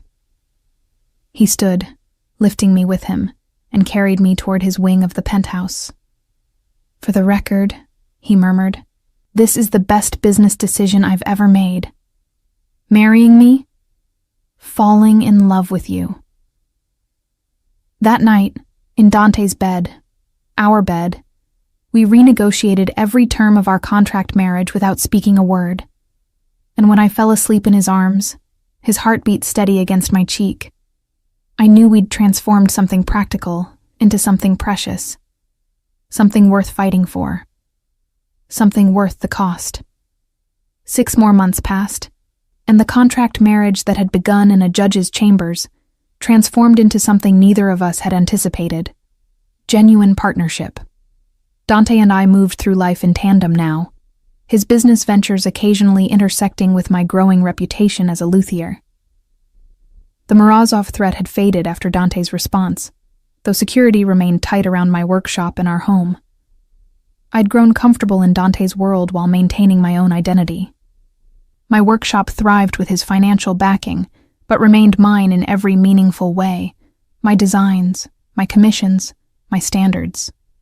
The violins I created found their way into the hands of musicians who appreciated master craftsmanship, and word spread through classical music circles about the luthier who'd married into the Volkov family, but built instruments as if money were irrelevant. It was a Thursday evening, nearly 11 months into our marriage, when everything shifted again. I was in my workshop finishing detail work on a viola commission when my trained ear caught something wrong. Footsteps in the hallway that didn't match Roman's measured tread or Dante's purposeful stride. Too light, too hesitant, the gait of someone unfamiliar with the space trying to navigate quietly. I'd learned caution since the Morozov incident. My hand moved slowly toward my phone, but I kept working, tools moving naturally across the wood's surface, while my attention focused on tracking the approaching sound. The door opened. Lucian Constantine, Dante's business partner and childhood friend, stood in the doorway. His presence wasn't unusual. He'd visited my workshop several times, always with Dante, always to discuss business that intersected with our life. But tonight he was alone, and something about his expression made alarm bells ring in my mind. Clara. Working late again? Commission deadline. I set down my carving tool carefully. Did Dante send you? He said he'd be in meetings until midnight. Actually, I need to speak with you privately, about Dante. The phrasing was wrong, too formal, too careful. In 11 months of knowing Lucian, he'd never sought me out alone, never requested private conversations that excluded Dante. But I kept my expression neutral, my hands steady. Of course. What's wrong? Lucian moved further into the workshop, his eyes scanning the space with assessment I'd seen before in men evaluating security risks or escape routes. How much do you know about Dante's current negotiations with the Morozov family? I know they're ongoing, that Dante's trying to reach an understanding about territorial boundaries in shipping and real estate. I'd been privy to those discussions, had even attended several meetings where my presence helped project legitimacy and stability. Has he mentioned anything about a merger? About bringing the Morozov operations under Volkov control? I shook my head, confusion joining my unease. No. He said the goal was peaceful coexistence, not absorption. That's what he tells you. Lucian's voice carried something I'd never heard from him before. contempt, maybe, or disappointment. But the reality is that Dante's been planning to take over Morozov Holdings for months, using legitimate business pressure combined with other methods. Other methods meaning what exactly? The kind his grandfather used: intimidation, destruction of assets, threats against family members. Lucian met my gaze. Your husband isn't the reformed businessman he pretends to be, Clara. He's exactly what his bloodline suggests: a criminal using legal operations as cover. Every instinct screamed that something was wrong with this conversation, with Lucian's sudden appearance and carefully crafted accusations, but I kept my face carefully neutral, my voice steady. That doesn't sound like Dante. Because he's hidden it from you, kept you separate from the darker side of his operations. Do you think it's coincidence that the Morozovs backed off so quickly after threatening you? Dante didn't just warn them. He destroyed their waterfront operations. Burned 3 warehouses, sent 2 of their captains to the hospital. All while telling you it had been handled quietly. I thought about that night, about Dante's exhaustion when he'd returned, about his careful explanations of sending messages. Had he been lying? Or was Lucien lying now? Why are you telling me this? Because you deserve to know who you married. And because I need your help stopping him before he slides completely into the darkness he claims to reject. Lucian pulled out his phone, showing me what looked like financial documents. These show money moving through shell corporations to pay for illegal activities. Dante's signature on every transfer. I studied the documents, my mind working through what I was seeing. The papers looked authentic, the signatures matched, the amounts were significant. But something felt wrong. A dissonance I couldn't quite identify, like a violin with perfect construction but lifeless tone. What do you want from me? Access to his home office. There are documents I need.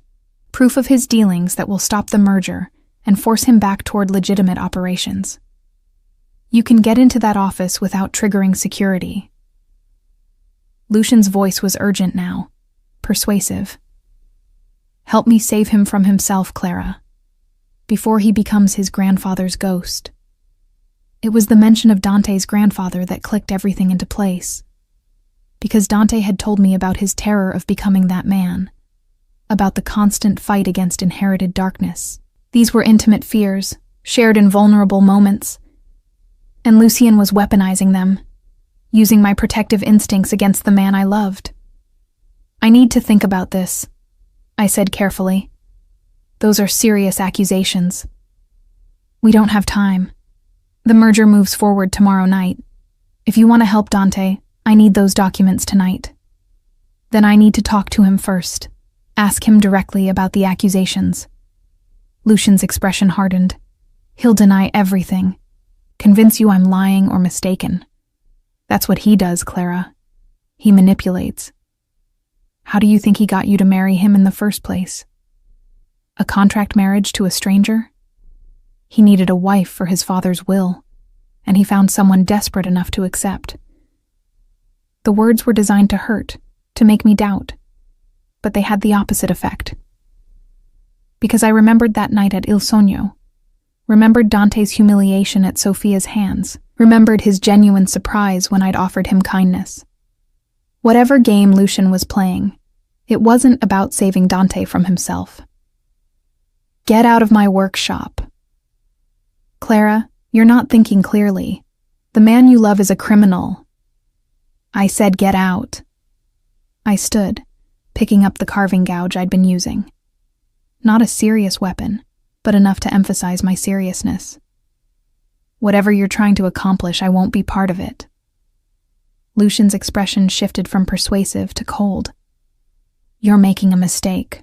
When Dante's true nature is revealed, when everything he's built collapses, remember that you chose this. He left, and I immediately locked the door behind him, then called Dante. The phone rang 4 times before he answered, background noise suggesting he was still in meetings. Clara, is everything okay? Lucian was just here, alone, asking me to help him get documents from your home office. claiming you're planning to take over Morozov operations through illegal means. Silence on the other end, then a sharp intake of breath. Fuck. I need to call you back in 10 minutes. Don't go anywhere. Don't talk to anyone. Lock yourself in the workshop, and Roman is en route to pick you up. Dante, what's happening? Lucian's the traitor. We've suspected it for weeks, but we couldn't prove it until now. He's been feeding information to our competitors, trying to destabilize the business. This approach to you was his mistake, the proof we needed. His voice was tight with controlled fury. 10 minutes, Clara. Stay safe until Roman gets there. The call ended, leaving me alone with racing thoughts and the chilling awareness that someone I'd trusted, someone Dante had considered family, had just tried to manipulate me into betraying my husband. Roman arrived within 8 minutes, his usually impassive face showing concern as he escorted me to the car. Mrs. Volkov, did Konstantin threaten you? Not directly, but he tried to convince me Dante was becoming his grandfather. The boss will want to hear everything. Every word Konstantin said. Every document he showed you. At the penthouse, Dante was waiting, flanked by Adrian and 2 security personnel I didn't recognize. His eyes found mine immediately, and the relief that flooded his features was so intense it made my chest ache. Clara. He crossed to me, pulling me into his arms with desperate strength. Thank God you're safe. I'm sorry. I'm so sorry I didn't see this coming sooner. Tell me what's happening. All of it. Over the next hour, Dante, Adrian, and their security team explained. Lucian had been embezzling funds for months, using his position to skim money and sell information to Volkov competitors. When Dante had started investigating financial irregularities, Lucian had panicked, realizing he needed to either discredit Dante or gain access to evidence that could incriminate him. The Morozov situation gave him an opening, Adrian explained. He's been feeding them information about our operations, encouraging conflict, then positioning himself as the moderate voice trying to prevent escalation, all while stealing from us and setting Dante up to take the fall. And tonight, Dante continued, he tried to use you to get into my office, probably to destroy evidence we've been gathering. What he didn't know is that we'd already moved everything relevant to a secure location. But his approach to you, that's concrete evidence of attempted manipulation and conspiracy. I thought about Lucian's words, his carefully constructed narrative about Dante sliding into darkness. He knew exactly what buttons to push, knew about your fears of becoming your grandfather, because I'd confided in him, trusted him with my doubts and concerns. Dante's voice was bitter. He was my friend for 20 years, Clara. I brought him into the business, made him partner, trusted him with our family's legacy. And he's been systematically betraying us for at least 6 months, possibly longer. What happens now? We have enough evidence to prosecute. Embezzlement, corporate espionage, fraud. He'll spend significant time in prison. Dante's expression was hard. But I need to know exactly what he said to you, what documents he showed. It might reveal other players we haven't identified. I recounted the conversation in detail, describing the financial documents Lucian had displayed. Adrian pulled up copies on his tablet, authentic-looking papers that had actually been carefully constructed forgeries designed to make Dante appear corrupt. He spent significant time on these, Adrian noted. Which means he's been planning this approach for weeks. The question is whether he'll try something else now that this failed. He won't get the chance. Dante's voice carried absolute certainty. Roman, coordinate with our legal team. I want charges filed tomorrow morning. And find out who else Lucian's been talking to. If he's compromised any of our other partners, I need to know. As the security team dispersed to handle various tasks, Dante and I found ourselves alone in the penthouse's living room. City lights glittered beyond the windows, and I thought about how 11 months ago I'd first entered this space. A stranger agreeing to a contract marriage with a man I barely knew. I was right, I said quietly. About what? That night, when we married, you asked if I trusted you, and I said I'd need you to be completely honest. No more protecting me from uncomfortable truths. I met his gaze. But you've been investigating Lucian for weeks without telling me.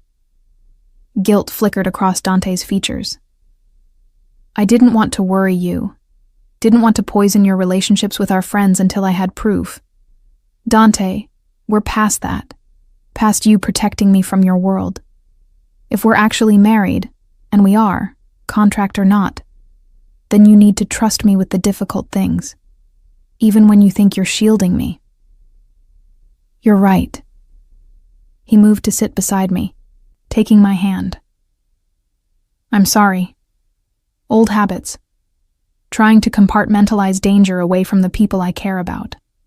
But you deserve to know what's happening, especially when it might affect you. Did you suspect he might approach me? Not specifically, but I'd warned Roman to watch for unusual activity around your workshop. Lucian knew your schedule. Knew you often worked late alone. If he was going to make a move, that would be when. Dante's jaw tightened. I should have told you there was a potential threat, given you the chance to be prepared rather than ambushed. I was prepared enough. Something felt wrong immediately.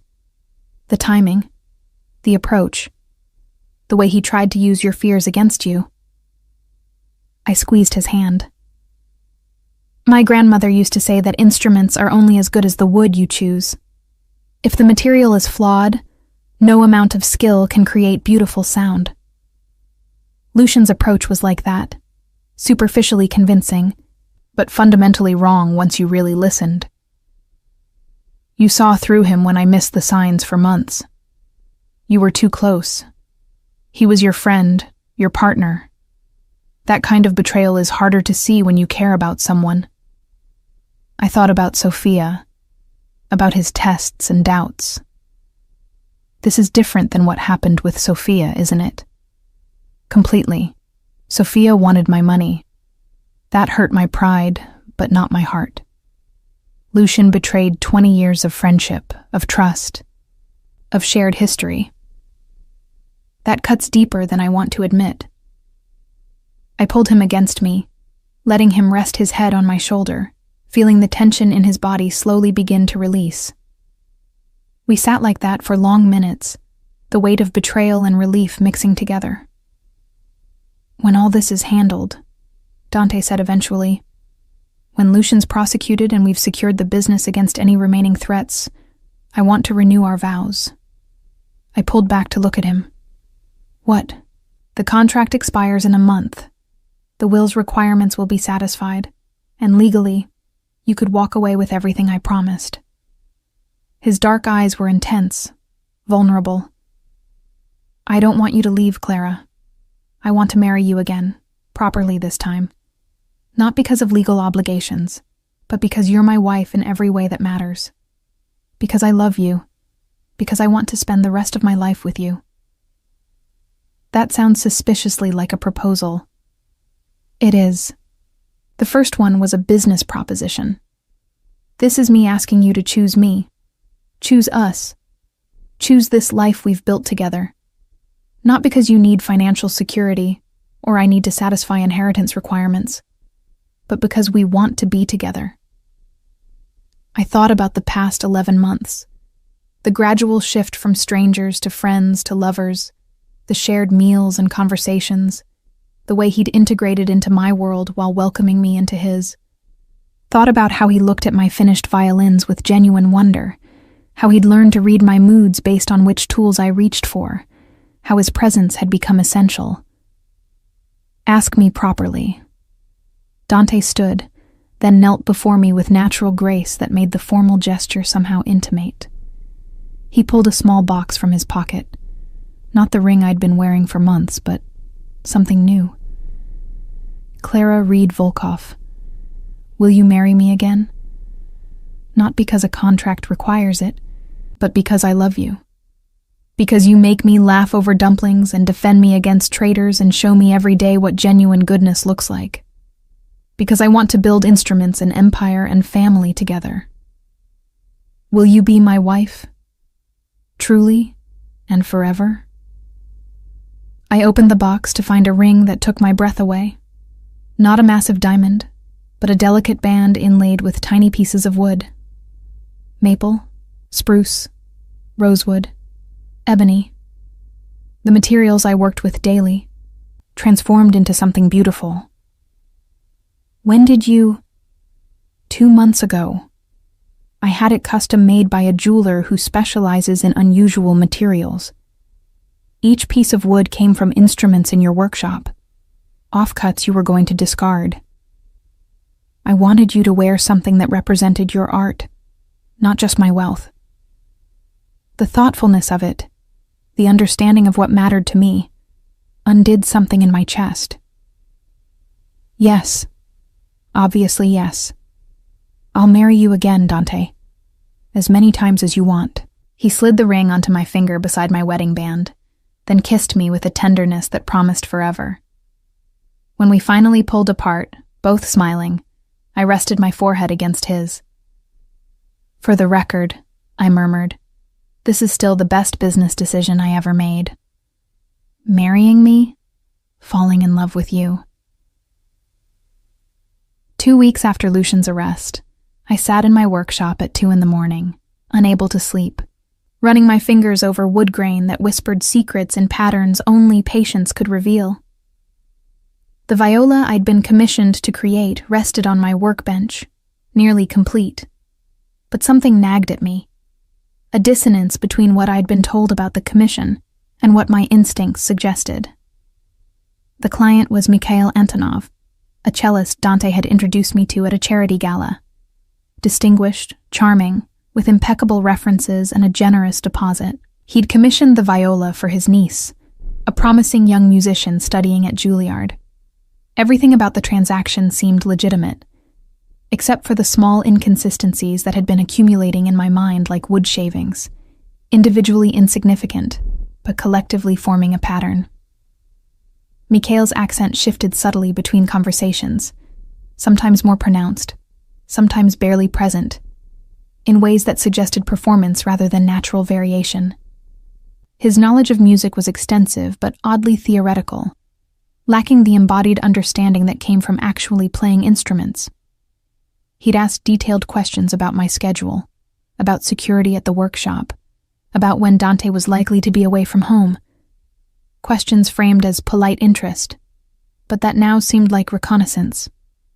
I pulled out my phone and scrolled through my photos, finding images from the gala where we'd met. Mikhail standing beside the dessert table, his posture relaxed, but in the reflection of a polished silver urn behind him, I could see his expression when he thought no one was watching. Not charming, not interested in the music program being celebrated, but calculating, assessing. My grandmother had taught me to trust my hands more than my eyes, to listen for truth in resonance rather than appearance.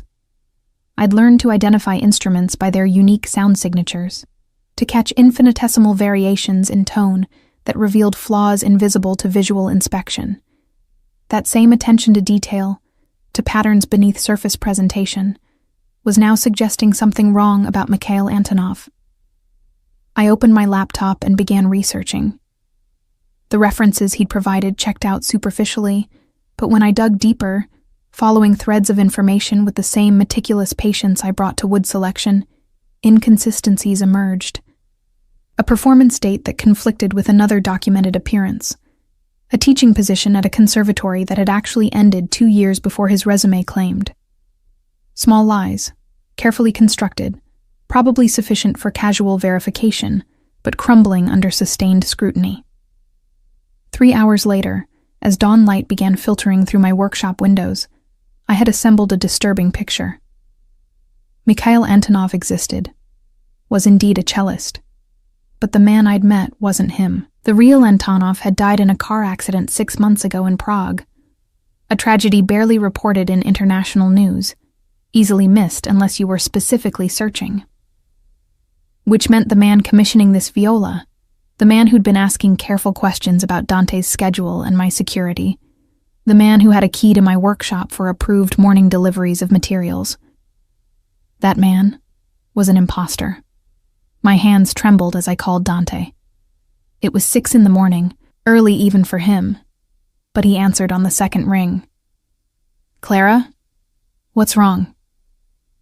Mikhail Antonov isn't who he claims to be. The real cellist died months ago. Someone's been impersonating him, and I think... My voice caught as the implications crystallized. I think they've been planning something, Dante. He has a key to my workshop. He asked about your schedule. He's been positioning himself perfectly to... Stay where you are. I'm calling Adrian and Roman. Don't leave the workshop. Don't let anyone in. I'll be there in 20 minutes. The call ended, and I sat surrounded by my tools and half-finished instruments, understanding with chilling clarity that I'd been played. Someone had spent months earning my trust, learning my routines, gaining access to my space, all while I'd been too focused on my work to see the manipulation. Dante arrived in 15 minutes with a security team. His face was drawn with worry, but when he saw me unharmed, relief softened his expression. Tell me everything. Every detail about Antonov. Every question he asked. Every inconsistency you noticed. I explained my research, my growing suspicions, the pattern of small lies that had accumulated into probable deception. Adrian listened carefully, taking notes, occasionally asking clarifying questions. The timing is suspicious, Adrian noted. Right after Lucian's arrest, when we'd be focused on securing the business against internal threats, someone inserts himself into your life, gets access to your workshop, learns your schedule, positions himself perfectly for what? Kidnapping? Assassination? Gathering intelligence? We need to find him, Dante said, his voice carrying that cold control I'd only heard a few times before. And we need to understand who he's working for. This level of preparation suggests significant resources behind him. Over the next 12 hours, Dante's team moved with efficient precision. They tracked the imposter through financial records, surveillance footage, and the careful work of investigators who understood how to find people who didn't want to be found. What they discovered was worse than we'd feared. The man calling himself Mikhail Antonov was actually Alexei Morozov, nephew of the family head Dante had clashed with nearly a year ago. He'd been embedded for months, not to attack directly, but to gather information that would allow the Morozovs to strike at exactly the right moment. The Viola Commission was his cover, Adrian explained as we reviewed security footage from my workshop. But his real objective was learning when you'd be vulnerable, when Dante would be distracted, when they could make a move without triggering the full weight of Volkov security. Tonight, Dante said, his voice tight. We've intercepted communications. They're planning to grab Clara tonight, during your usual late work session. Use her as leverage to force me into surrendering business interests. Fear crystallized in my chest, sharp and cold. But beneath it, I felt something else. Fury at being manipulated, at having my kindness and trust weaponized against the man I loved. Then, let's give them what they expect, I said quietly.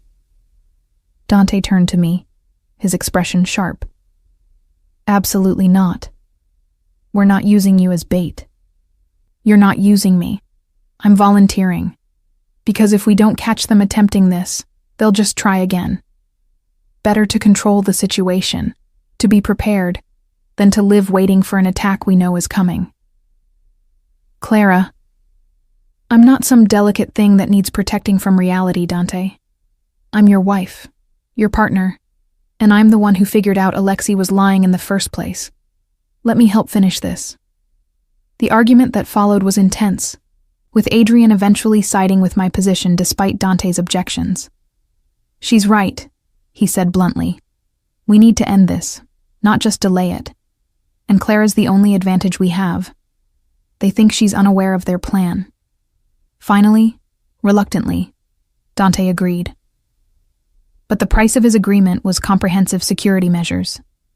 Undercover personnel positioned throughout my workshop and the surrounding blocks, communication devices hidden on my person, and Dante himself monitoring everything from a surveillance van 1 building away.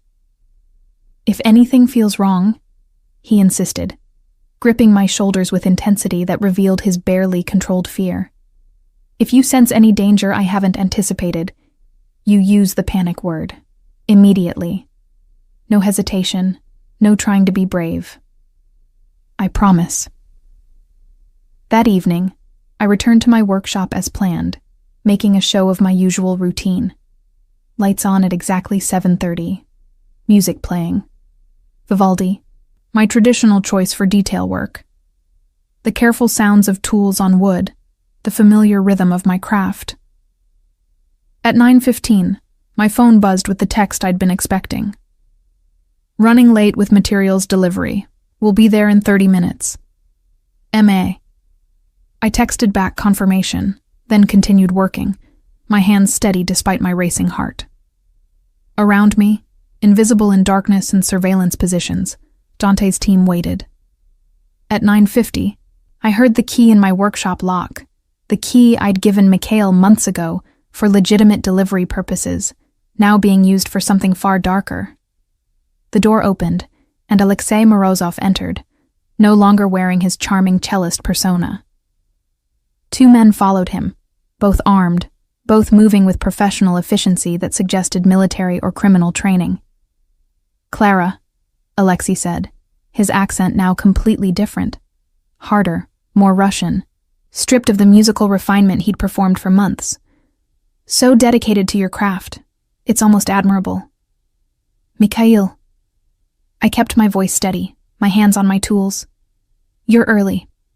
Let's drop the pretense. You know who I am. I know you know. Your husband's surveillance teams have been scrambling all day. He smiled coldly. Did you really think we wouldn't notice? My blood ran cold. They'd known about the surveillance, known we were expecting them. Which meant, the trap isn't for you, Alexei continued, moving closer. It's for Dante. He's watching right now, isn't he? From some nearby location, monitoring your safety, ready to rush in the moment things look dangerous. He pulled out a phone, showing me live surveillance footage. Dante in a van 1 building over, exactly as we'd planned. We've been tracking his team all day, learning his positions, his capabilities, his patterns. He'd outmaneuvered us, turned our trap into his own. My mind raced through options, through possible responses that didn't end with Dante walking into an ambush. What do you want? What I've always wanted. For the Volkovs to understand their place. To accept that this city has hierarchies. They can't simply buy their way past. Alexei gestured, and his men moved to strategic positions, guns drawn. Your husband has 2 choices. He can surrender business interests my uncle has identified, transfer holdings, accept subsidiary status, or he can try to rescue you, and we'll be waiting for him with superior positioning and firepower. There's a 3rd choice, I said quietly. Which is? I could stop him from coming at all. Alexei laughed. You think Dante Volkov would leave his precious wife to be taken? His love for you is his weakness. That's the entire point of this exercise. His love for me is why he'll listen when I tell him to stand down. I reached slowly for my phone, moving carefully to avoid triggering a violent response from Alexei's armed companions. Let me prove it. Alexei considered, then nodded. Go ahead. Call him. Tell him to surrender, to stay away. He won't listen, but I'll enjoy watching him ignore your pleas before we finish this. I called Dante's phone. He answered immediately, his voice tight with controlled panic. Clara, listen to me carefully, I interrupted, putting the call on speaker as Alexei had gestured for me to do. They know about the surveillance. They've positioned for an ambush. If you come for me, people will die. Probably you. I'm not leaving you there. You have to, because there's something more important than rescuing me from this situation. Nothing is more important. Our future is, our family, the life we're building that's actually legitimate, actually good. I kept my voice steady, holding Alexei's gaze while I spoke, You once told me you were terrified of becoming your grandfather, of sliding back into darkness. This is that choice, Dante. You can respond with violence, with force, with old methods that might save me tonight but confirm every terrible thing people whisper about the Volkov name. Or you can choose a different path. Silence on the other end. I could imagine Dante in that van, surrounded by his security team, every instinct screaming at him to storm my workshop and damn the consequences. What path? His voice was barely audible. The legal one. Call Detective Morrison, the one who handled Lucian's arrest. Tell her everything. About the Morozov family's threats, about Alexei's impersonation, about this attempted kidnapping. Let the law handle this, completely and properly. Prove that you're different than your grandfather, that you choose justice over vengeance, even when it's harder. They have guns, Clara. By the time police arrive, I'll be fine, because I'm betting Alexei doesn't actually want to hurt me. That's not the play here. I looked directly at the man who'd spent months pretending to be someone he wasn't. The goal is to provoke Dante into responding with violence, to give you evidence that the Volkovs are still criminals, to undermine everything he's built. But if he doesn't take the bait, if he responds with law and justice and proper process, your entire plan falls apart. Alexei's expression had shifted from confident to uncertain. He'd planned for violence, for confrontation, for Dante's protective fury. He hadn't planned for this. You're bluffing, he said, but doubt colored his voice. No, I'm choosing to trust my husband. To trust that the man I married really is different than his predecessors. That he loves me enough to make the harder choice. I looked back at the phone. Call Detective Morrison, Dante. Trust the system you've been trying to prove you believe in. Show me. Show the city. Show everyone who doubts you that the Volkov family is truly legitimate now. Another long silence. Then, I love you, Clara. Whatever happens, remember that I love you. I know.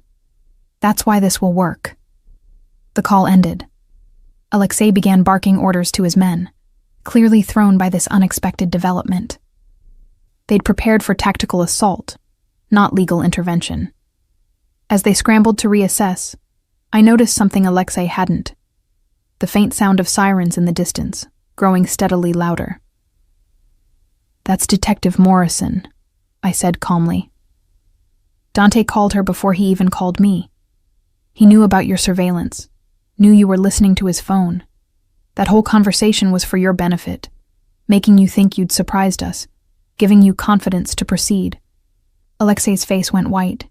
You played you, the way you played me for months.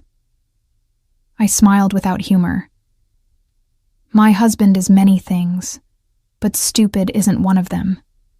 And neither am I.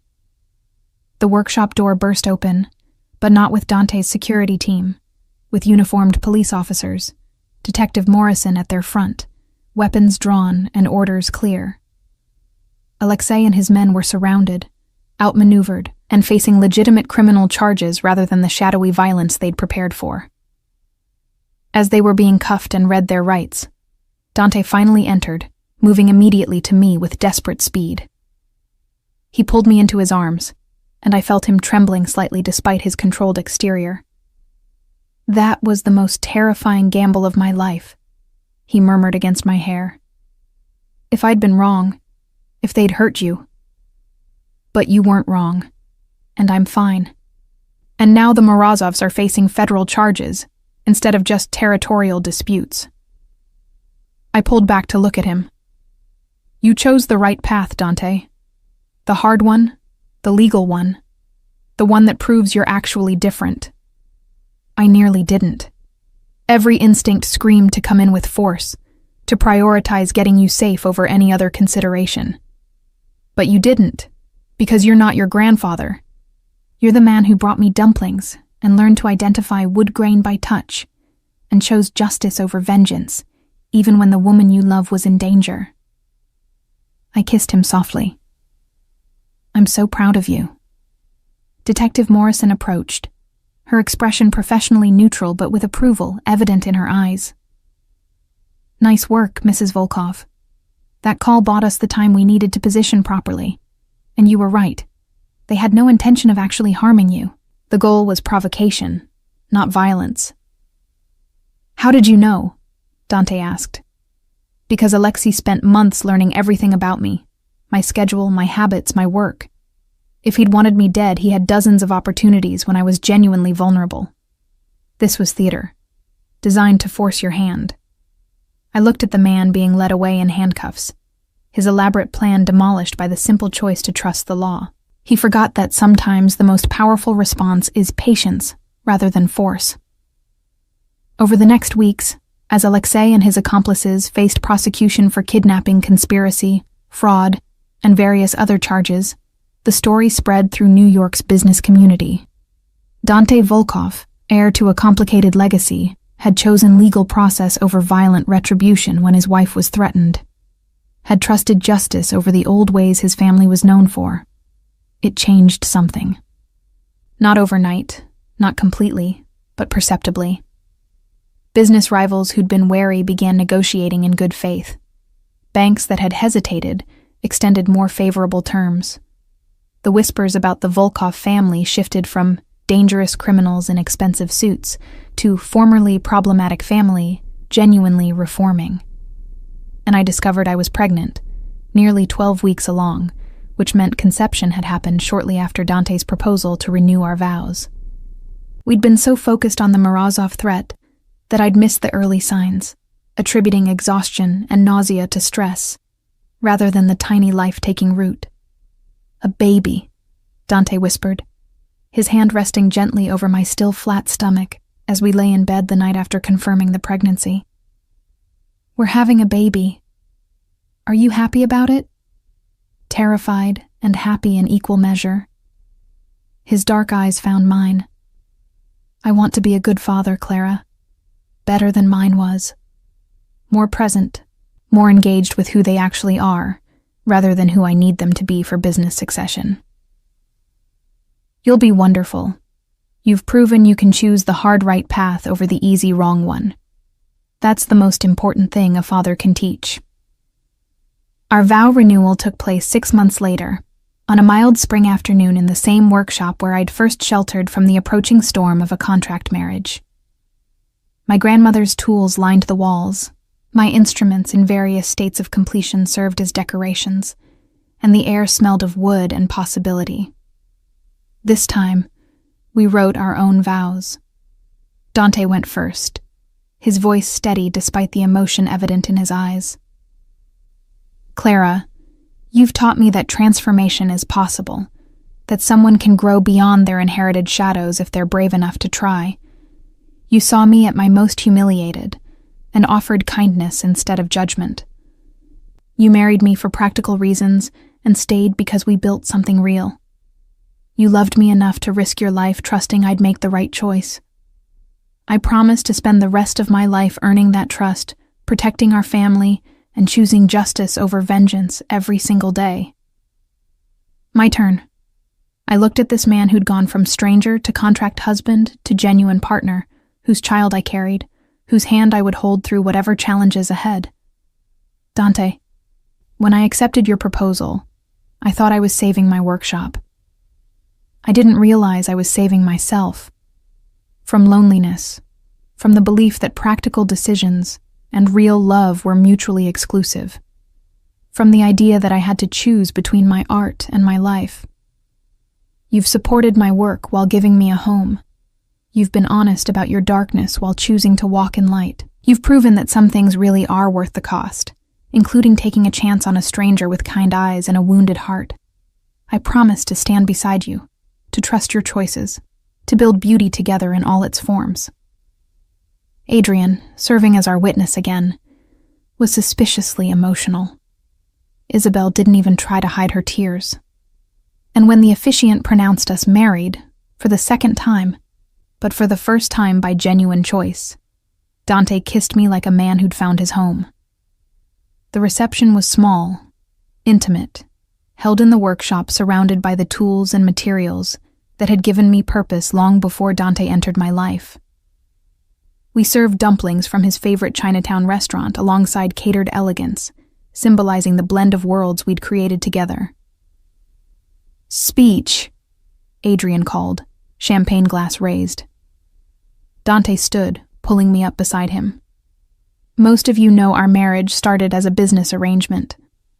What you might not know is how Clara transformed that transaction into something real by simply being who she is. Honest, talented, brave enough to risk kindness with strangers, and wise enough to see through betrayal when it mattered most. She's taught me that legitimacy isn't just about legal documents and proper audits. It's about choosing integrity every day, especially when it costs you." He turned to me, his eyes holding mine with intensity that still made my breath catch after 18 months together.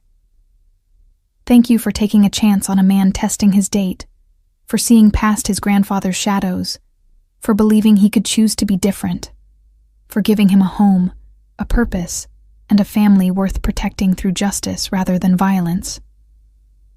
I raised my own glass, emotion thick in my throat. "Thank you for proving that practical decisions can lead to impractical emotions. That sometimes the right choice is trusting the man you married, even when every instinct screams to do otherwise.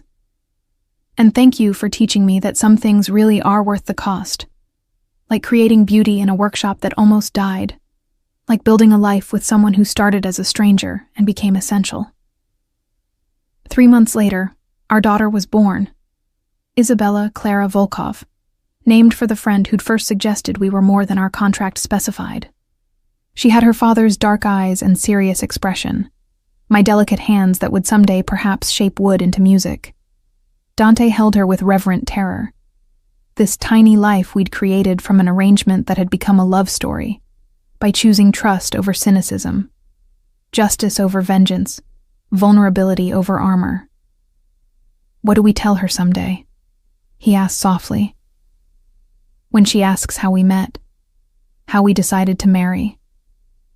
I thought about that night at Il Sogno, about tiramisu offered in kindness, about a contract signed in desperation and transformed by honesty.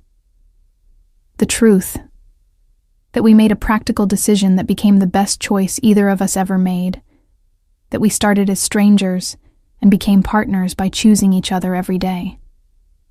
That love doesn't always begin with passion. Sometimes it begins with a contract, a kindness, and the courage to trust that something real can grow from unlikely soil. "Like your instruments," Dante said, his finger gently stroking Isabella's tiny hand. "Started as raw wood, transformed through patience and skill and love into something that sings." Exactly like that. Outside my workshop window, the city continued its chaos.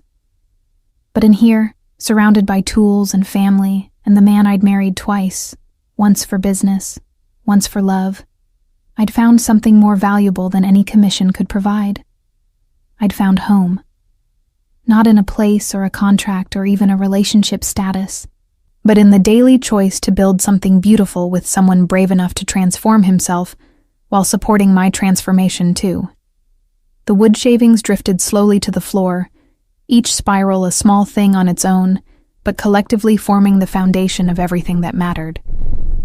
Isabella yawned, perfect and tiny, unaware that she'd been born from a marriage that began with humiliation in a restaurant and evolved into family through patience, trust, and the recognition that some gambles, the really important ones, require choosing vulnerability over safety, honesty over protection, and love over every practical reason to keep your heart carefully guarded. Dante kissed my forehead, then our daughter's. "Worth the cost?" "Every single thing," I whispered. "Every single day."